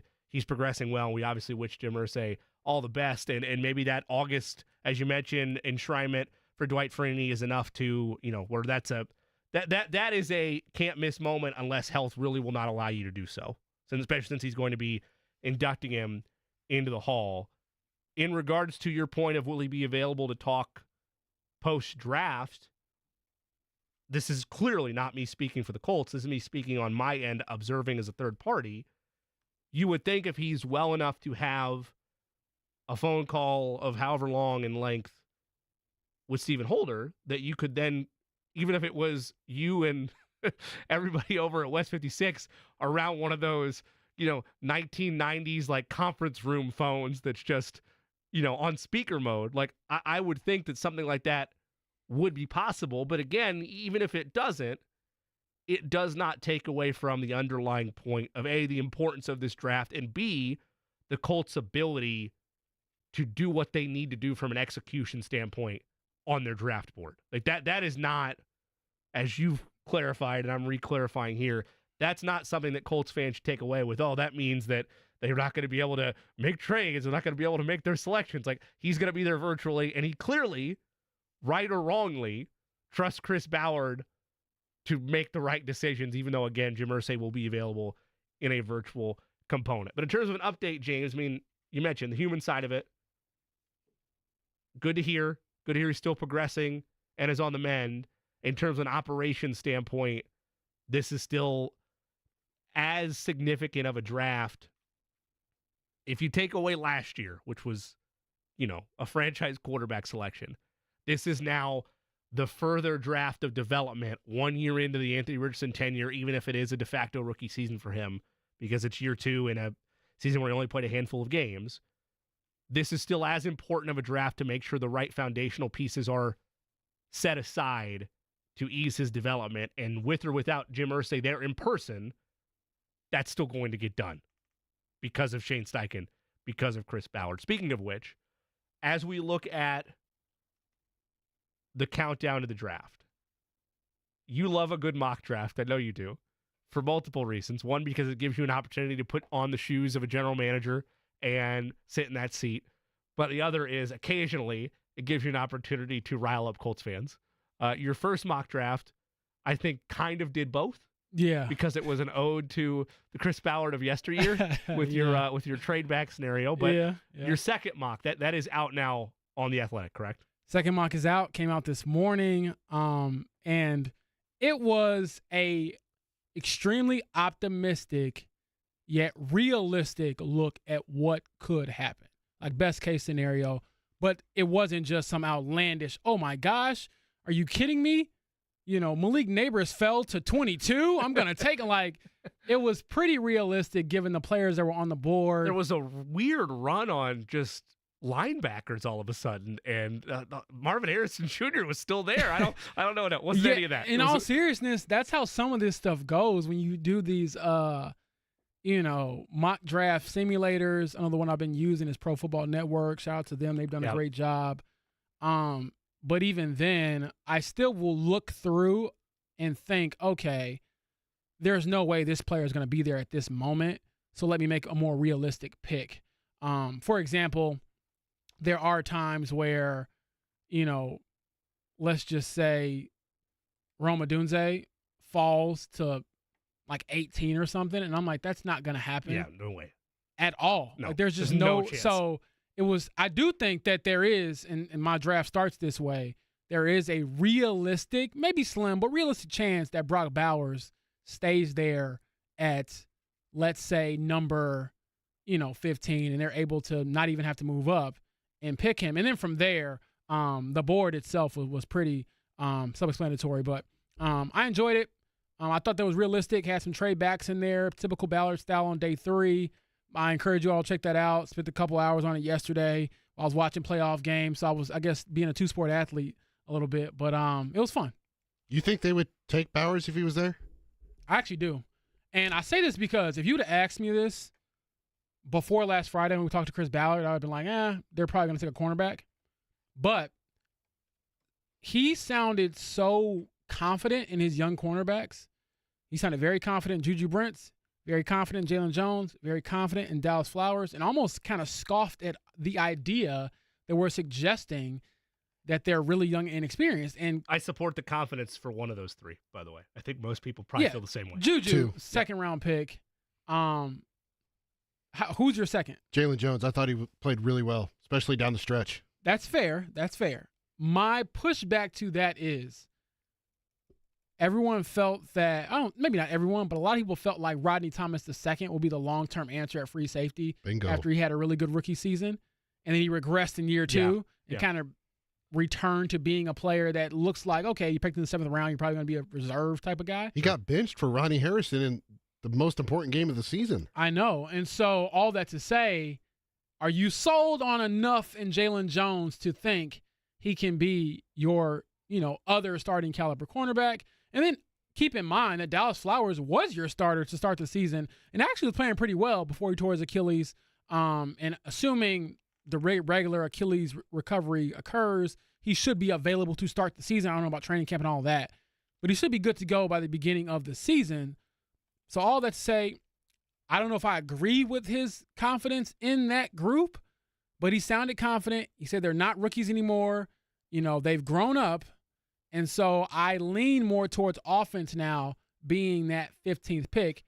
Look, and if all the top guys you want are gone, do they trade back from there and then still pick up, in my opinion, an offensive player? I want offense there because I feel like, and I've said this multiple times, the job is about easing the burden on Anthony Richardson going into this season. If that takes Chris Ballard lying to himself about the confidence in his cornerback room to do that, I'm fine with it. Like if he needs to tell himself that it's suddenly, criminal of anybody to question that cornerback room for the second straight offseason to get them to go offense with 15, that's totally cool with me. For Eddie's question about Bowers, Dane Brugler put it great when we talked to him last week. I get it when you look at Bowers and you see the letters TE next to his name, tight end. It feels like a premium spot that you're maybe reaching on when your clear need is wide receiver. But as Dane put it, that's losing the plot of what a selection of Brock Bowers would be, because you're not just taking a tight end. You are taking arguably one of the best pass-catching options in this draft, even if you'll rate, rightfully so, a Marvin Harrison Jr. or a Rome Odunze or a Malik Neighbors. You're gonna rank people ahead of him, sure, because wideout is the name of the game in today's NFL. But Shane Steichen loves stability. And I don't think Bowers is going to be there, by the way. I think he's going to be off the board before 15 rolls around for the Indianapolis Colts. That said, if he was there and then everything about him is correct, which usually happens, not all the time, but usually when you see a tight end projected that high, like, okay, there's a good chance there's substance for that. It checks off all of your problems of a jack-of-all-trades tight end room that has, for the most part, plagued them since Jack Doyle, really. Yeah, and that's the point I've made to a few people who have said, but they have all these tight ends.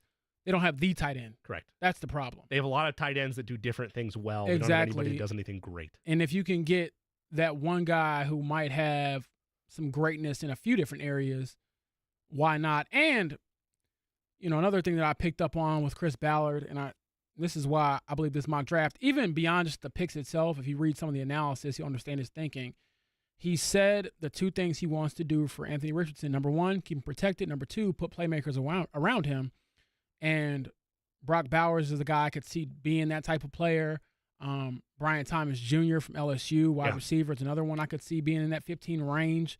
I was asked, what's the likelihood of them trading up to number 9 with the Bears and going after one of the top 3 receivers? Saw that in our friend Eric Edholm's mock draft that released today. We're going to have him on Thursday going into the draft. But, yeah, that idea of them trading up to get a weapon, it's not suddenly out of the realm of possibility. Right. But that's where I do think when we're having this conversation, okay, Marvin Harrison Jr. to me is out. That's just not a possibility. Chris Ballard went on the Rich Eisen show, I believe last Friday, and said, I have to be living in fantasy land for this to become a reality. He's not living in fantasy land. He's living in Indianapolis. But is it lying season, James? Is it lying season? This, to your point about lying, I do wonder if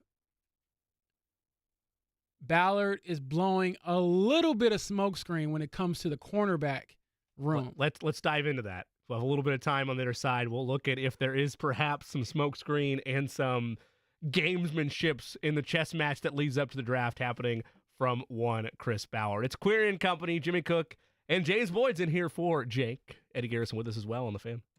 Don't miss the exciting World of Outlaws and you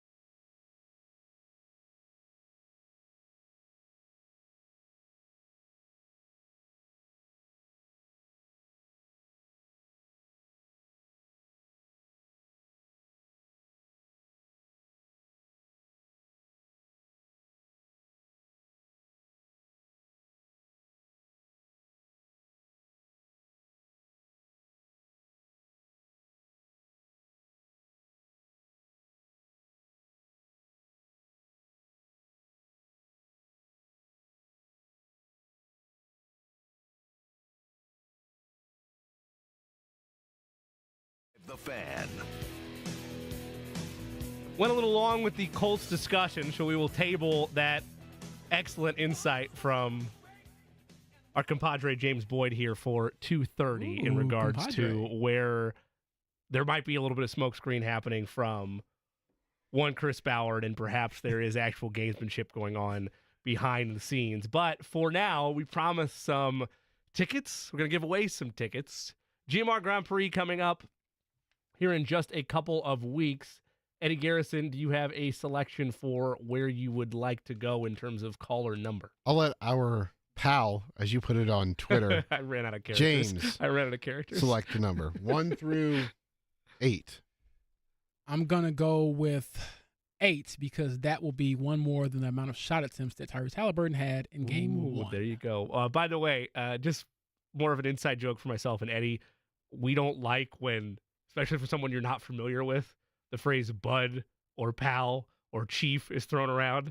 So Eddie gave me a hard time for using pal last night. I want to clarify that for the audience. That was not done in any way against our friend James Boyd. He was done sneak because dissing me, y'all. I was on a carriage account. Don't worry, we're beefing right now. I'm gonna drop my diss track like Drake very soon. And I'll be like Kendrick Lamar sitting in a hotel room somewhere trying to figure out how I'm going to respond. It's Saturday, May 11th is the GMR Grand Prix. Caller number 8 gets those tickets. 317-239-1070 now. The Dean, Mike Chappell, Fox 9 to CBS 4. We'll ask him about that Jim Irsay update from Stephen Holder. We'll ask him about the 3 days and counting to the NFL draft. Plenty of Colts talk with Mike Chappell next. The Wake Up Call with Kate.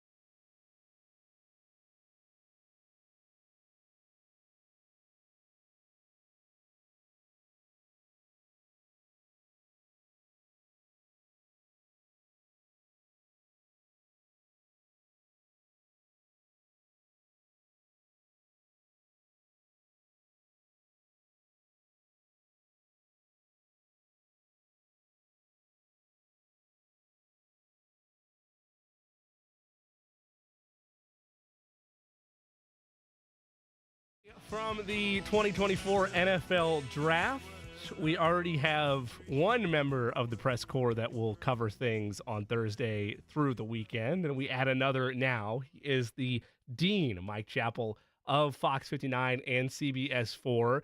We were robbed of one thing from him for most of the weekend, no fault of his own, but if you follow him on Twitter at mchappell51, no clapping raccoon gif throughout the weekend, unfortunately, or at least not as many as I'm used to seeing. Chap, it was a little long nap, not quite hibernation, but a little bit of a nap for the raccoon gif. Well, I tried to find one of a skunk with its button year or something. I thought, no, it was a bad game. We'll give them a mulligan. Now, if they do it again next time, then we're looking for a really good skunk picture to put out there. I support it. I feel like at that point, all bets are off and drastic measures need to be taken. Chap, we stress this all the time, but it's part of the reason why we love having you on, because the knowledge, expertise, and the amount of time that you spent as the longest tenured beat writer for the Colts, which is why I feel comfortable leading off with this. Your colleague, Stephen Older, who we'll have on tomorrow, had a piece come out about an hour or so ago, update on Jim Irsay's status, saying that he won't be in the draft room amid recovery. From my standpoint, Chap, it was good at least to see both from that story and then I think your story last month of phone conversations with him, of him progressing the right way. But from your seat, what this means on his road to recovery and the prognostication, with the franchise moving forward with Jim Irsay. Well, that he's on the road to recovery. Because there's just been questions, and when you have such a visible owner as Irsay has been, kind of go dark for a while, and then when things come out about the December 8th incident in Carmel and other things, you worry, and you hear things. Like a lot of media areas, we at CBS 4 and Fox 59, we heard things that we didn't print or publish because you can't verify it. But I was concerned, very, very concerned. I consider Jim a good friend. I do. We've been dealing since '84 when they moved here, and sometimes it's been difficult balancing friendship with the fact that I cover the team as well. But you make it work. So finally, when I talked to him in early March, it's just good to hear the voice. It just is. It doesn't. Yes, it moves the needle. I was going to say it doesn't move. It moves the needle because you're hearing him, and he was still in the hospital at the time. I'm guessing he's out now. But it's just good to hear, and the fact that Stephen talked to him over the weekend. It's just good that he's reaching out to some of us, and the fact that he's not in the draft room. I tell you, if Jim Irsay is sitting there in his home Thursday night and he wants them to do something, they're going to do something. I mean, you can make your opinions known virtually, but I think for the most part he's allowed Chris Ballard and the coaching staff and the personnel people to do their job. He told me a long time ago that when you're an owner, the important thing is to put the right people in place and let them do their jobs unless they're threatening the horseshoe brand. So he'll monitor it, he'll have input, but this will still be a Chris Ballard-driven process. Do you think it's good? And I'm not trying to say this like he's a delicate creature that we need to talk with kid gloves on, but I think of any time I've had a relative or somebody that's been going through something from whatever the rehabilitation may be. In this case for him, a large part of it is, of course, the surgery he just had. Do you think it's good to have a goal to build towards, like the induction of Dwight Freeney on August 3rd? Sure. I'm sure that when he kind of started the rehab, he was thinking, boy, the draft. Although, again, you can do the draft stuff off-site. You can. You can't do the Hall of Fame off-site. It's in Canton, and he needs to be on the stage when they pull the cover off Freeney's bronze bust. So, yeah, of course it does. It just, you want to have something to push for. And initially to him, it's to be back to where he can run the team and interact with people and be out there and, with his daughters and the grandkids. But as far as it's important to him. This is the third player to have Jim Irsay that selected Jim Irsay to be the guy to present him. That's a pretty big deal. You know, it's always been someone that's very influential in that player's life. You know, Peyton had Archie. So I think it's very important to have a goal to reach, and that's one that he really needs to be able to kind of be mobile-ish because you got to be up on the stage. And I think it's so important to him. So on two levels, one is to get back and be able to carry out his life duties, but then second, to be there with Freeney. Because at the time, you're going to have Peyton there, you're going to have Marvin there and Edgerrin there, and all the other former Colts will be there. So it's really, really important to him. So, Mike, I know obviously, like you said, this means a lot to Irsay and the opportunity to not be in the draft room. You know, he's one of those guys who's super hands-on, but he'll be okay with that. But looking specifically at the draft, what was your reaction to Chris Ballard's comments Friday where he said, you know, these cornerbacks that you all are basically banging the gavel about are proven or they've grown up in a sense, and they're not as young as you think they are. They're not as inexperienced as you think they are. Does that maybe sway your thinking of what he could do in the first round of this draft? No, because he also said, like at the Combine, how that it was a pretty good tight end room. He liked the tight end room, and they got a lot of bodies and a lot of potential guys. You'd say, well, maybe. But because cornerback, James, what he said too is, he said you're all whipping the ass of the offensive line a couple of years ago. Yeah, because they weren't very good, you know. Right. And then he said, well, but they got better and they got better, which they did. They did. You know, they threw Bernie Ryman out there totally unprepared, you know, at Denver, and he struggled and then got better. And then last year we saw him get a lot better. I understand what he's saying. I still, Juju Brents is kind of like Anthony Richardson, kind of. Yeah. I mean, all the time he missed, I mean, he played more, and then Jalen Jones, I thought he played better at the end. Kenny Moore's Kenny Moore. You know, he's going to play well, but I still think they need a starting corner. You know, is that going to be with the 15th pick? Is that going to be in the second round? I don't know, but I think he believes that because he has to believe that. But then if he drafts a corner at 15, then was he just kind of blowing smoke at us? I don't know. I think a lot of that's what GMs have to say. Because he also talked up the receiver room with Pitman, Pierce, and Downs, and I think Joel Erickson mentioned, well, you only played 3 guys last year. You know, is that and they said, well, that's normally how it is. Well, not normally. You like to have a 4th guy. So I think that's kind of coach speak, GM speak that we get this time of year. But I will be shocked if the first pick isn't a wide receiver or corner, and the second round pick isn't whatever you didn't get in round 1, just because that's what this roster needs. I completely agree. I'll add, Mike, that there is some sort of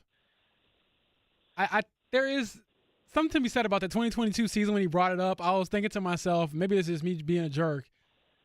There was a lot going on in that season, so I'm sorry I didn't recognize that the offensive line had made the strides that you saw. So, yeah, that game in Minnesota kind of made me forget about any kind of positional. Exactly. So it's like you're trying to be professional. Obviously, I did see some things as well, but that was not number one on my priority list at all.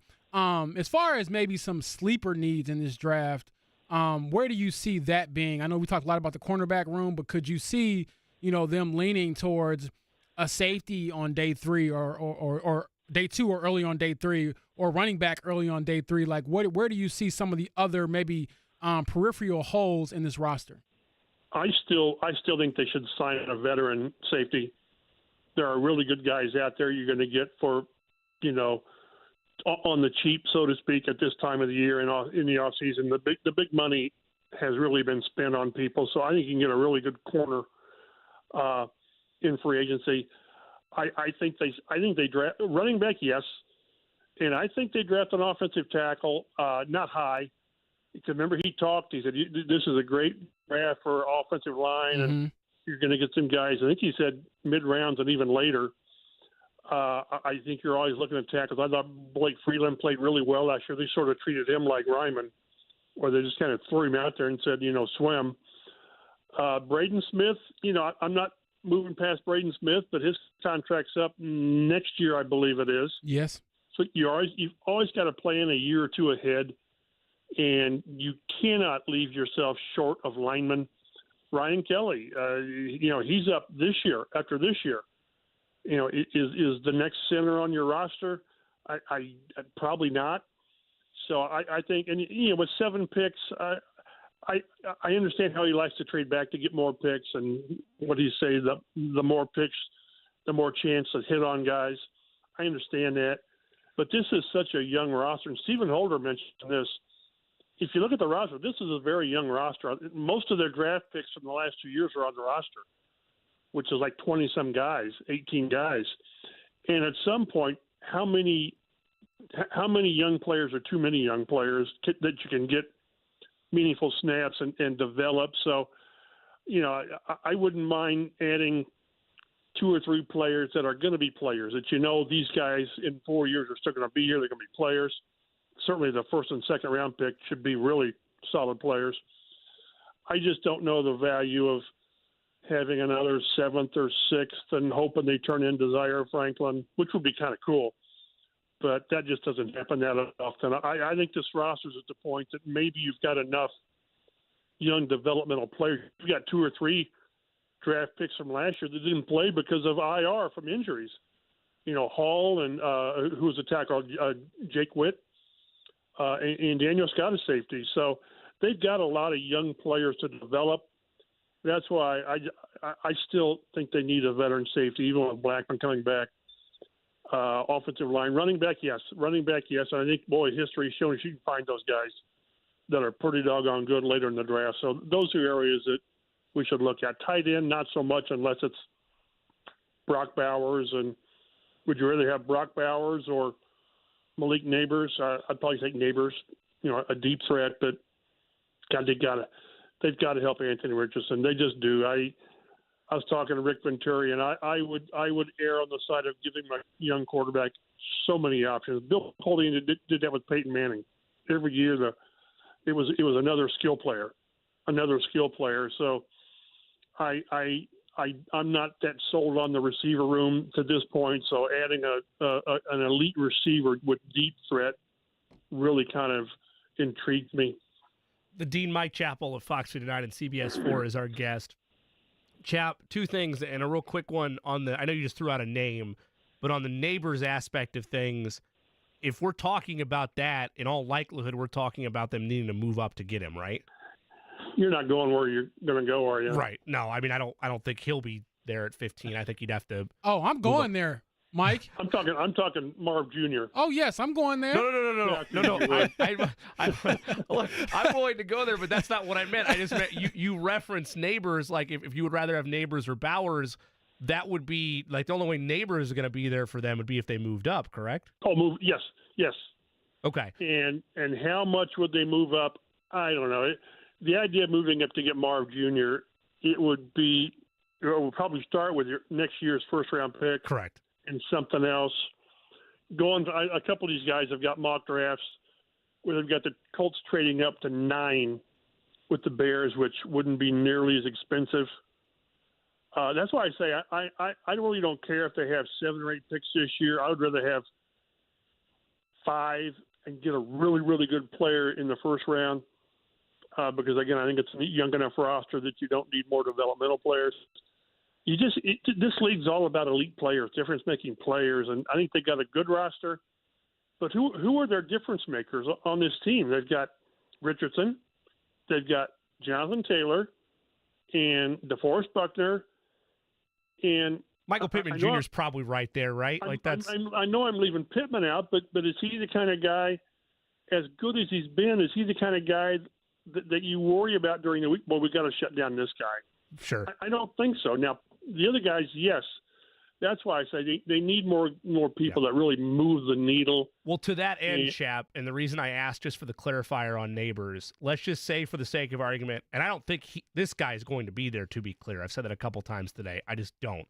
But if Brock Bowers is there and you go tight end at 15, you don't have to trade up to do it. You just go tight end. You feel like you have a set it and forget it tight end that, I'm not saying he's going to be all pro out of the gate, but you're confident Shane Steichen can get the most out of him. And maybe you hope the floor is a Dallas Goedert at some point in time in terms of what he could do for an offense. Chris Ballard seems to think that high-level belief, high-level confidence in this roster, whether he's posturing, whether he's just saying what general managers are supposed to say because they're not going to trash their own players. Okay, I get all that. Throw it to the side. I'm with you. This should all be about Anthony Richardson and his development. Do you look at their roster and say they are good enough to go tight end at 15 and then with their first selection in the second round go wide receiver? Yeah, and then you still have an addressed cornerback. Right, I know. That's the sacrifice, right? Yeah. I guess. And again, if it's Bowers at 15, which I don't think it will, he won't be there. Yeah. But you probably won't have the top three receivers will be gone. So then you're weighing Bowers against the fourth receiver, whomever. Brian Thomas, He's pretty good. God, I might even take Brian Thomas over Brock Bowers, although I know, again, I lived through the Dallas Clark era, and I'm telling you, you talk difference makers, what that tight end can do, they can get down the field, it just opens doors for you. And the idea that Shane Steichen can give him a tight end like that, holy smokes. But then give him a deep threat receiver. One thing that we've talked about in the press room with James and everybody else is what do they believe they had with Alec Pierce?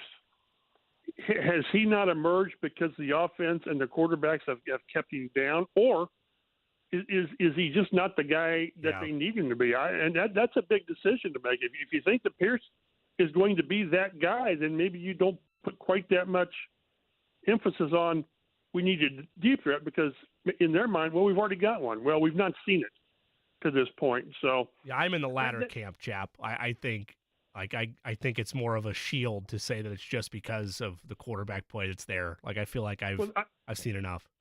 I tend to agree, but then, gosh, I was talking to Reggie Wayne, and he said, God, there was 10 or 11 plays last year where Pierce is running all by himself, and they either couldn't or wouldn't get the ball to him. So what does the narrative on Alec Pierce look like if he catches 5 or 6 balls for 40 yards and all of a sudden, hey, he's pretty good. But without those, he's not. So that's why it's really incumbent on these coaches to kind of, this is what we had, this is what we didn't do because of who we had, and this is what we can do. They're putting so much, James and I have talked, they're putting so much on Anthony Richardson being that guy. Yep. And lifting everybody around him, which is what great quarterbacks do. But this quarterback's played 4 games. Mike, I was going to ask you about that. So we have seen some different movement throughout the AFC South. Obviously, the Houston Texans are all in on C.J. Stroud. They should be. He looked like a star last year, top 10 quarterback, all of the above. But then you look at, the Titans. They're in a similar situation with a young quarterback, trying to figure out, is he the guy? I think obviously the Colts are higher on him than the Titans are on Will Levis. However, we saw the Titans make some moves to surround Levis with more talent to sort of evaluate who he is. All that to say this, Mike, do you think the Colts are being too cautious with trying to maybe supercharge this team, or is it a fair step to take because he's only played 4 games? Because my argument is that I can see it from both sides, but the argument for maybe trying to go out there and get more talent right now today, spending a little bit more money, is that absolutely for sure what you have, assuming Anthony's healthy, after this season. Whereas if you don't get, enough talent, or you were maybe too cautious, you may have, may fall a few plays short like you did last year. So where do you kind of stand on just the overall conservative approach of them and them saying, oh, we're not trying to, crown him yet. But, I mean, what else are you doing if the only change you made was him being healthy? Yeah, I agree. Let's not make him Superman yet, but that's what you're doing. you're expecting him to rise everyone else up. And again, I always, whenever I write that, I always mention that goes hand in hand with Jonathan Taylor. He played basically 8 games last year, 7-8 games when he was actually himself. Everything else was contract or ankle or whatever it was. So they really believe with those 2 guys back, it's going to make a huge difference. And then also, we've talked. I wish they'd been more active in free agency, but it was one of those weird years where they had, 5 or 6 players of their own that they really valued, that they had to take care of, or that they did take care. They chose to take care of, and that limited what they could do on the market. Although they made a strong push for Daniel Hunter. Does that tell you that that tells me that they're not totally happy with their pass rush? That they wanted to go out and get a stud guy. So yeah, I don't know. And again, this isn't done yet. Maybe they'll still bring in a veteran receiver. I don't know, which would be out of character for them. But it's just kind of strange. Again, they seem to approach it like Richardson's a real deal. He's going to be back. He's going to stay on the field. Jonathan Taylor's going to approach 2021 Jonathan Taylor. Michael Pittman's going to he's going to add a deep threat to his game because now we can get the ball down the field, and Josh Downs and this, that, and the other. I understand all that. But what if the quarterback either, heaven forbid, isn't the guy, or he has another injury, and then where are you? I realize you got Joe Flacco. I realize that, but he's going to be limited in what he can do for you. So yeah, it's just strange. This is going to be so fascinating that it either works or it doesn't. And again, another 9-8 season. What's that going to prove? What's that going to get you? So they're banking on the quarterback and Jonathan Taylor really being good this year. Chap, where do you envision their belief in the second round if they're looking at wide receivers? Like, doesn't have to be that first pick, but in day 2 selections, because you're right, the idea of a deep threat or a real cream of the crop difference maker probably stops Brian Thomas Jr. That's probably like where the Xavier Worthy, maybe. Xavier Worthy's a speedster. We saw what he did with the combine times, but of course, like he was projected anyway before that, low first, mid second. Right. Do you think that they still have enough internal favor on their boards to say, well, even if we go defense, or if they pull a James Boyd mock draft ode to Chris Ballard and they trade back, do you think they still have enough grades in day 2 where they could find help for Anthony Richardson at wideout? Well, you mean if they don't go that way in a round Correct, 1? If they don't do it at 1, whether that's by trading back or whether that's by taking a corner. I think they would almost need to force themselves to take a receiver in round 2. And again, you can probably get you a pretty good guy in round 2, but you're not going to get you the same quality guy that you could have gotten in round 1. Maybe where are they in round 2? 46. Maybe that's where they do the Jonathan Taylor thing and they trade up, whatever that was. Was it 3 or 4 spots to get JT in round 2? For context for our listeners, Chap, and I know these don't matter, and I hope I'm not revealing too much here, so if I am, then the cat's out of the bag, and James, I'll take you out to lunch or something as an apology. James is working on a mock draft right now with The Athletic, and he selected, I won't say who he selected, but let's just say he went defensive. And as he's about to get with me, because I'm giving too much out of the bag here for a story, it's going to break. But he went defensive, and it was a player where I'm like, you know what? That's fine. That's cool. That works. And then go get a wideout later. Do you feel like there is still, though, too much? Is it narrative or is it truth that they need to be speeding up Anthony Richardson's development by going wideout or going tight end at 1? Because I'm with you, Chap. I look at what this year could be, and even if they're right about him being able to be an elite level quarterback, if you don't have the right weapons around him, it's not going to matter. I would err on the side of getting a stud receiver. I just would. I would rather have a stud receiver at 15. You're going to get a guy that if he doesn't make it, then everybody else would have missed on him too. He's going to be that kind of a player. I'd rather get that difference maker at 15 and I hate to say second tier, but a lesser corner. I just would. I would, as opposed to the other way around. Maybe that means you need to score 30 points a game. I don't know. I just go back to the way Polian treated it, and you kept thinking, you got another receiver, really? I mean, Reggie Wayne at, what was he, 30 or 31? And you already had Marvin, but that's the way, and Anthony Gonzalez, and they get Joe Adai, and with Edgerrin, of course, Edgerrin has been gone, but I just think that, Dallas Clark, I just think of, don't let a lack of options and really good skill players, don't let that be the reason the quarterback faltered. When he really got going, Peyton made really middle-of-the-road receivers look pretty damn good. I don't want to discount Brandon Stokely, but Peyton made him really look good because, in part, because of the other people around him. When you've got Marvin and Reggie outside, and Brandon Stokely's a luxury inside. So I would err on the side of having too many, if you can have too many quality offensive players. They need a guy. I look at that room, and I think Pierce has a chance, but are you willing to risk another year of your quarterback on finding out? So I would err on the side of giving an offensive player, and I still think they go defense, but I hope they go offense.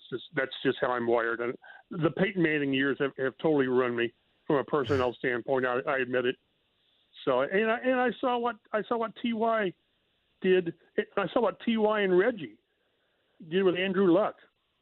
Remember that year was it? Yeah. It was Luck, and it was Fleener and Dwayne Allen and T.Y. Hilton, and I believe Vic Ballard, and give the quarterback every chance. And then obviously they're planning on the offensive line having another great year, and I thought the offensive line played great last year.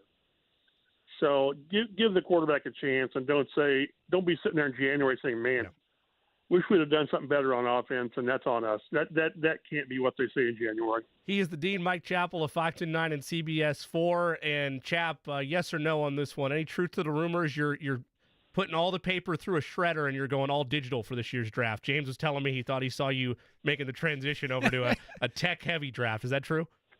I have kept staples in business with ink and printer. I print things out because I like hard copy stuff. Digital, I make do, but I'm still a hard copy guy. Chap, I respect the heck out of that, and he's right. That is why you're the best. Looking forward to reading your coverage all week long, and looking forward to catching back up after the draft next Monday. See you out there Thursday, James. Be well. Sounds good. James, I'll let you toss it for our next guest as we continue through today's show. Yeah, is he on the line right now? No. I meant teasing for our next guest. I got you. I'm sorry about that. We have Nubias Wilborne, who covers the Titans for AllTitans.com. It is basically a partner with Sports Illustrated. So looking forward to talking to him. This is our theme all this week as we preview how the rest of the AFC South is doing in terms of their countdown to the draft. We'll get the Titans angle next. A sleep divorce happens when bed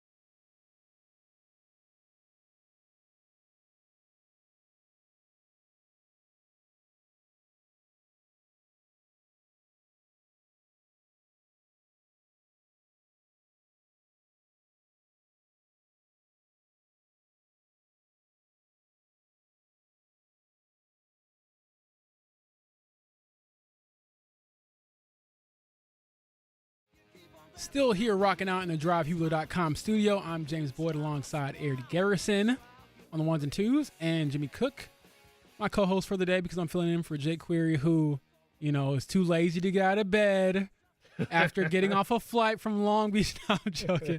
Happy to fill in on this fine Monday afternoon. We have Nubias Wilborne on the line. He covers the Titans for alltitans.com/Sports Illustrated. Nubias, my brother, how you doing? Man, blessed and highly favored, man. Happy to be on with you, my brother. Sounds good. So we'll start. I just actually mentioned Will Levis in a different segment.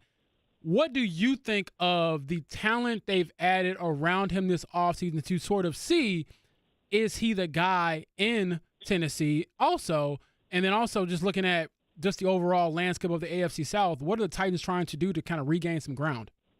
Well, I mean, hey, man, this is what it is. I think now if you look at the NFL today, teams have clearly decided if you're going to try to win a Super Bowl, do it while the quarterback's on a rookie deal, right? And Will Levis on the second year. He played 9 games, so up and down results. They got Kevin Ridley. They got Tony Pollard, who's a solid running back, because they're trying to move away from what they were doing with the legend, Derrick Henry. All those years with him, 3 yards in the cloud of dust, that whole thing, they're trying to move away, trying to modernize the offense. So they're going to go with Pollard at running back with a combination there. We'll see how that goes. That'll be interesting. As well as you look at, they got Lloyd Quisenberry. We'll see what they do in the draft. But what they have decided is, hey, man, we're going to go with Pollard and Tajay Spears at running back. We now got Ridley and DeAndre Hopkins at receiver. We'll see if Treylon Burks can finally step up and be good. Can they add at tight end? But they're pushing the chips in to see what they have in Will Levis. This year right here with Brian Callahan, who's considered as a quarterback whisperer, they're basically saying, hey, man, Will, there's no excuse. You either are or you aren't. And they're going to find out very quickly what Will Levis is as a quarterback. If he's that guy, we'll find out pretty quickly. If he's not, they got to find out, so they got to figure out to move on. Because now these teams do not stay on quarterbacks very long. If you don't believe me, go ask Justin Fields up there in Chicago, who's now in Pittsburgh. They move on quickly from quarterbacks. So basically, this is a make or break year for Will Levis, and that's what this year is about. Also mention the AFC South. I mean, hey, there ain't no secret what they're doing over there. You look at the Houston Texans with C.J. Stroud, right? I mean, my God, look at the rookie year he had. I mean, one of the best rookie years we've seen. Anthony Richardson showed flashes for. He got injured, and, I mean, Trevor Lawrence is still down in Jacksonville. So a division that was once a laughing stock, you could argue in the last couple of years, particularly with the Houston Texans becoming good, which makes sense considering how many years they've been drafting so high. You have to hit on some of those picks, and they have. They're a good team. I think the Colts are a pretty solid team. They competed for a playoff spot. The Jacksonville Jaguars had a struggle, and Titans got to figure it out. So, yeah, the AFC South is now considered a rough and rugged division. You have to say so, right? I would agree, actually. I think that it's not going to be – and then football's weird in general where – teams that are up one year might be down the next year. It's very hard to sustain success. But I do think that it's interesting to look at particularly the Colts, the Houston Texans, and the Tennessee Titans, because they're all sort of in that similar building phase where they've, got a second-year quarterback. And then obviously you have the Jaguars who are going to that final year of Trevor Lawrence's rookie contract where they're kind of up against it as well. I'll let Jimmy take it away from there. Yeah, Nubias, from the Brian Callahan addition, as you mentioned, them bringing him in the offseason to lead things, and the departure of Mike Vrabel, accompanied with the departure of Derrick Henry, but the addition of Tony Pollard, and you highlighted Calvin Ridley there as well. I know so much of it in this league comes down to what does Will Levis do to be able to bring this offense together, but those are some high quality, even with solid quarterback play with Joe Burrow upright, those are some high quality offenses, and Brian Callahan has made a name for himself around the NFL because of it during his time as the OC in Cincinnati. How different from a play style standpoint, especially on the offensive end, is this going to be both for Titans fans and the league with Callahan at the controls?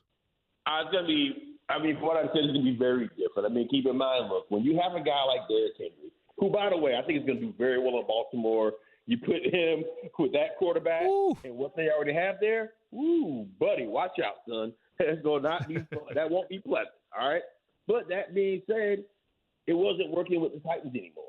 they have to move on. You know what I'm saying? And I think that the way they're doing it, the way they're going more modern with the two-back system, maybe even a third back in there, spreading it out with the receivers. They probably still need another receiver on top of the two they already have. Also, don't forget they made good moves with the DBs. I mean, they got two of the better DBs in the draft with Irsay and Sneed. So they've made a lot of traction in free agency. I don't think this is going to be a bad team, but also it's a tough division. Oh, and then, by the way, look at who the AFC South is playing this year. So I tell that to say Levis, it's going to ride on Levis this year. How good is he? I mean, and it's also interesting. I covered Levis when he was at Penn State before he transferred to Kentucky, okay?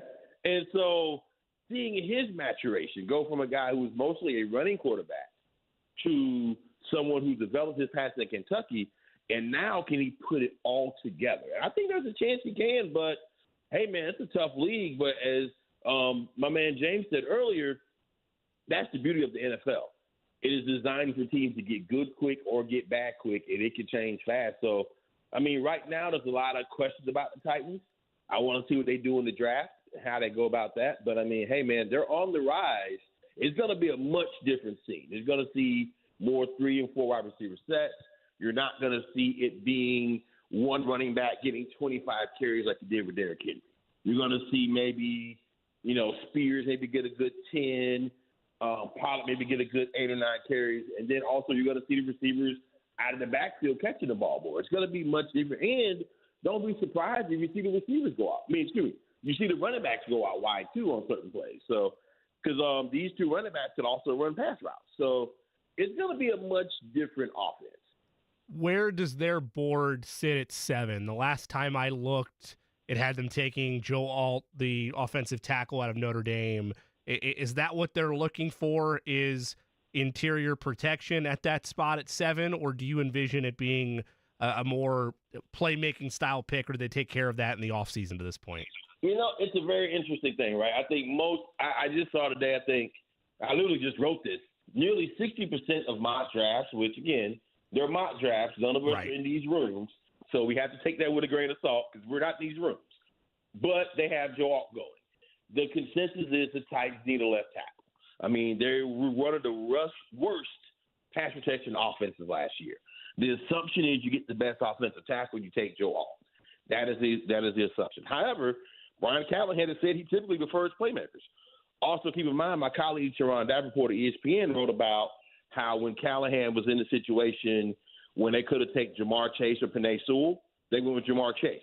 Seemed like that worked out pretty good for the Bengals when Callahan was offensive coordinator there. So maybe you look at the receiver. Also, keep in mind, there's other teams who need tackles too. You know what I'm saying? And the Chargers need a tackle. They need receivers too. They also need a tackle. The New York Giants also need a tackle, but they also need a receiver. So let's say that the Chargers take Alt at 5. Then maybe the Titans have to go with one of the receivers, Neighbors or Odunze. I like Odunze if it were me, but that's just me. So I say all that to say, or hey, maybe they go tight end with Brock Bowers because there are people who believe they can go that route because they only really have like one really good tight end. You get a guy like Bowers because of the security blanket for Levis. I know taking a tight end that high is unusual, but have you seen Brock Bowers play?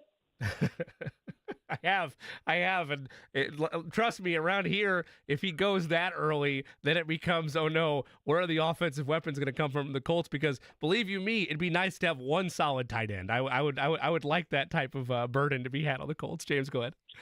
So, Nubias, you know me. I like my pettiness. I like my arguments. I like my debates. And so, how do you envision the Michael Pittman Jr. L'Jarius Sneed matchup going? And, they're both good players, great players, and they will inevitably, one will win a rep, one will lose a rep.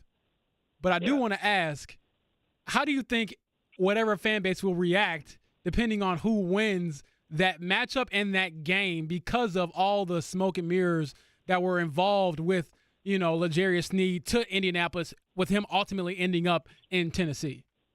Hey, man, this is why I watch football. Let's just be real. I mean, it's the pettiness, it's the backbiting, it's the fun stuff. And, it's going to be a show. And this is why we do this. This is why those of us who are able to get credentials to these games, to have the access to tell the stories of these fans, we live for this. Let's just be real. I mean, It's like, rolling around in the mud with a pig, right? You get dirty, the pig likes it. And that's what this is going to be. Honestly, I don't know because, both those guys are elite talents, man, which is what makes the NFL so special. I don't think people realize how good the NFL is, okay, how good these guys are.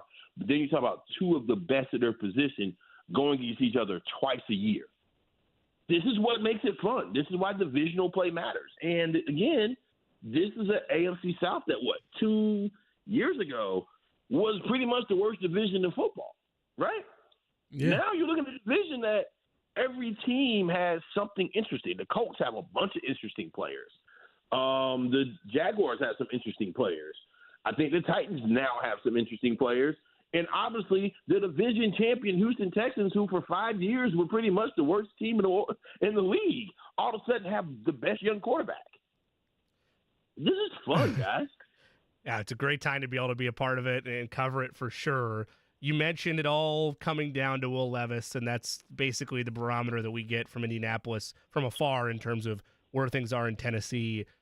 I realize this only happens if Levis, fails, and I wasn't trying to Freudian slip there and ask about Malik Willis. It's about the other quarterback. What happens with Mason Rudolph in all of this? Like, what is it? Is he just the, hey, go out there, Levis failed, but it's time to look towards 2025 draft boards now. Have fun, kid. Like, what is Mason Rudolph's role within that depth chart? Well, I guess I can mention both. I would say Mason Rudolph is probably going to be the number 2 quarterback on the depth chart. Malik Willis, I think he's a nice young man. I don't know him, so I always try to be careful how I speak about people who I don't know. Sure. It's just from what I've been told, it just ain't working. You know what I'm saying? It just isn't working. Whatever it was he did at Liberty under Hugh Freeze did not translate to the NFL, and he has not picked it up. It's a shame. I don't think he's a bad human being or anything. It just hasn't worked. That being said, Mason Rudolph, hey, look, he has actually started NFL games and won some, okay? Yeah. Tangibly, and you can point to that. You can point to things he does that says he is a viable NFL quarterback. Would I want him as my starter? No. But, if the Levis thing doesn't work, and like you said, that this is the scenario, which wouldn't be good for the Titans. I'm sure for the Colts and everybody else, it'd be great. But for the Titans, it would be awful that they have to go draft another quarterback next year or the year after. Then, yeah, you can go to Mason Rudolph and basically tell him, hey, keep it on the road and do the best you can. You could have Mason Rudolph as a viable NFL backup quarterback who can start games. Absolutely. Is he a face of a franchise guy? No. But is he a legitimate, viable quarterback? Yes. And let's be real, how many of those exist in America today? Good question. I'll wait. Yeah. Yeah, it's a good point. I just feel like what you mentioned is true. If Levis fails, I just look at franchises and I'm tired of the Band-Aid approach, right? Like the idea of them fixing it by going to get a veteran quarterback next year and do the whole cycle over and over again, I'm past that. I feel like Titans fans are probably past that, to the point that the most logical thought would be if Levis doesn't work, it's going to happen through the draft, right? Well, yeah, of course. But in the meantime, and also, hey, quarterbacks get hurt, man. Sure. Things happen. Also, Levis, the way he plays, man, have you watched him play? He runs a lot, and he doesn't really slide a whole lot, man. He got hurt last year. So, really, to be honest, in today's football, you need a viable backup quarterback who you can plug in there, can learn the offense, can get you a win if you need one. You just have to. I don't think you could be a good NFL team and not have a viable backup. But if the Levis thing doesn't work, period, or he gets hurt or whatever, yeah, you can tell Mason Rudolph to keep it on the road for a while until you figure out what your next option is going to be. Like I said, do I think Mason Rudolph is going to be, the next Joe Namath or Peyton Manning? Or no, of course not. Because if he was going to be, he would be by now.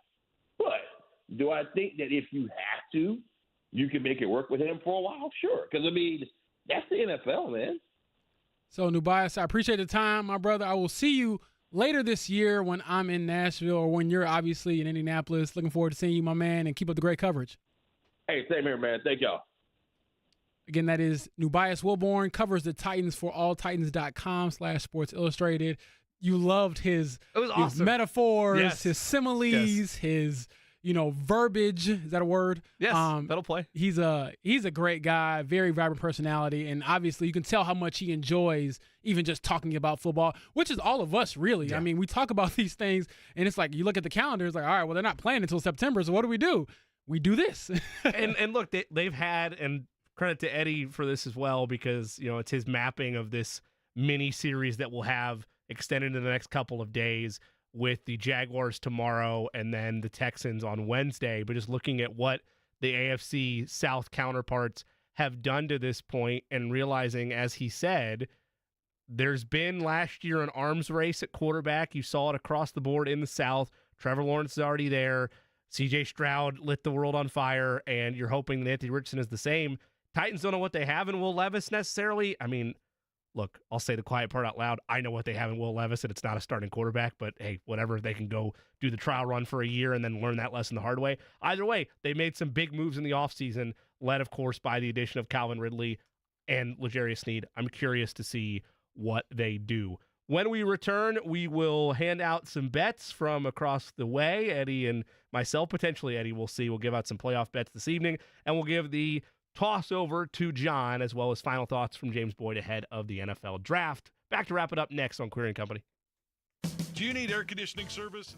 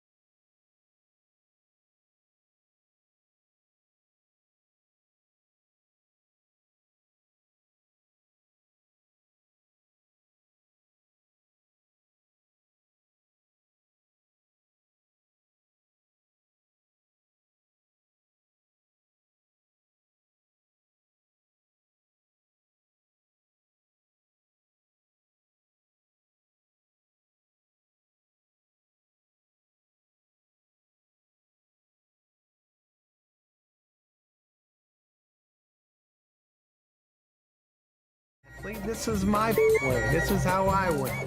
Today's plays of the day, all focused in the NBA playoffs, a play involved in every game that is set up today. First, we look at the Orlando Magic and the Cleveland Cavaliers. Cavs lead that series 1-0. We will have them go up 2-0 in that series, and we will lay the 5.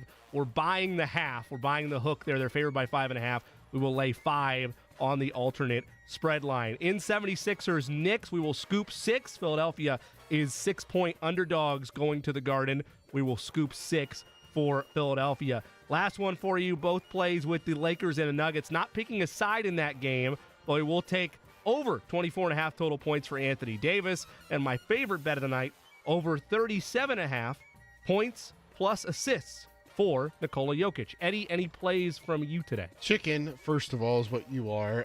Yes, I will be taking Franz Wagner under 19.5 points. Franz. All right. That's the only play? Yep. Sorry, I was waiting for more. That was it. Okay. James, we always joke with you about my bet is that I'm going to wake up segment. handsome tomorrow, more handsome. So that's bet. a great bet, in my opinion. I'd say most Pacers fans could bet on more threes made and more shot attempts for one Tyrese Haliburton. 7.5 is the line for Tyrese Haliburton shot attempts, and I would take the over on that. In the first half or the full game? It might be the first half, depending on how much he wants to have us not talk about it anymore. So we'll see. I mean, we've buried that to some extent, as you do throughout the course of the show, and looking ahead now as the action shifts to game 2. But a lot went wrong for them. We've highlighted it, the cold shooting stretches, the confusion with some of the rotation. I never want to see Doug McDermott again unless it's in garbage time, but that's neither here nor there, especially when I'm asking for Tyrese Haliburton or Pascal Siakam or, say, Miles Turner, and instead get Dougie used to make buckets. Instead, though, we will take a shift, as you mentioned, for more shots for Tyrese Haliburton, and you would think water finding its level from beyond the arc. This is the last time we will talk to you, I believe, so I don't have James as a guest this week. This is the last time we'll talk to you till at least after the draft. I know I almost butchered your tease, so you can tease this better. You just participated in a nice athletic beat writer mock draft, correct? So yes, sir. Your thoughts from that exercise that you're willing to share, fans can get that by subscribing to The Athletic. If you're not already, you should. And ultimately, what do you think happens on Thursday? I don't know what happens Thursday, honestly. I can go either way, but I'm going to lock it in. Guarantee. I don't have any ping pong balls to drop that on you. I'm sorry. They pick an offensive player in round 1. Okay. That's my bet. At 15? At 15. Okay. They don't trade up. Okay. They don't trade back. They stay where they're at. They pick an offensive player because they value Shane Steichen, Anthony Richardson a lot more, and just that whole dynamic a little bit more than their defense. So that's my pick. We'll see what happens. A couple of mini housekeeping items that happened throughout the show that we didn't have time to get to. Eddie, correct me if I'm wrong on this, but we knew he was in the portal already. Purdue's Mason Gillis headed to Duke. That is correct. And then a formal announcement, I guess, for the legality reasons of it. Matt Ryan retires as a Falcon. That also broke today. Granted, he wasn't a part of things last year, but that is at least a nugget worthy because of the fact that he has a Colts tenure in his time. And as Jake always jokes about, even though he's retiring as a Falcon, at his bust at Canton, it's still going to list the Colts on there for what that season was. All I'm going to say is he got the bag, which is everyone's dream. You all can feel the type of way about it. I would love to get paid that much money or actually paid not to play. Yep. So, I mean, kudos to him. Again, make sure you tune in for the mock draft from The Athletic. I think this one, when you see the beat writer mock draft, will surprise some people of how it unfolded. So I'm excited about that. Well, I don't think all of the heat is done on the Pacers. A full breakdown of that and more is still around the corner. The ride of JMV is next. Thanks to James Boyd for being in here with us today. Jake Query will be back with us back in the saddle tomorrow. But keep it right here throughout the day into the night. The ride with JMV is next. The Ride with JMV. Aaron Nesmith of the Pacers joins us. You guys were really good.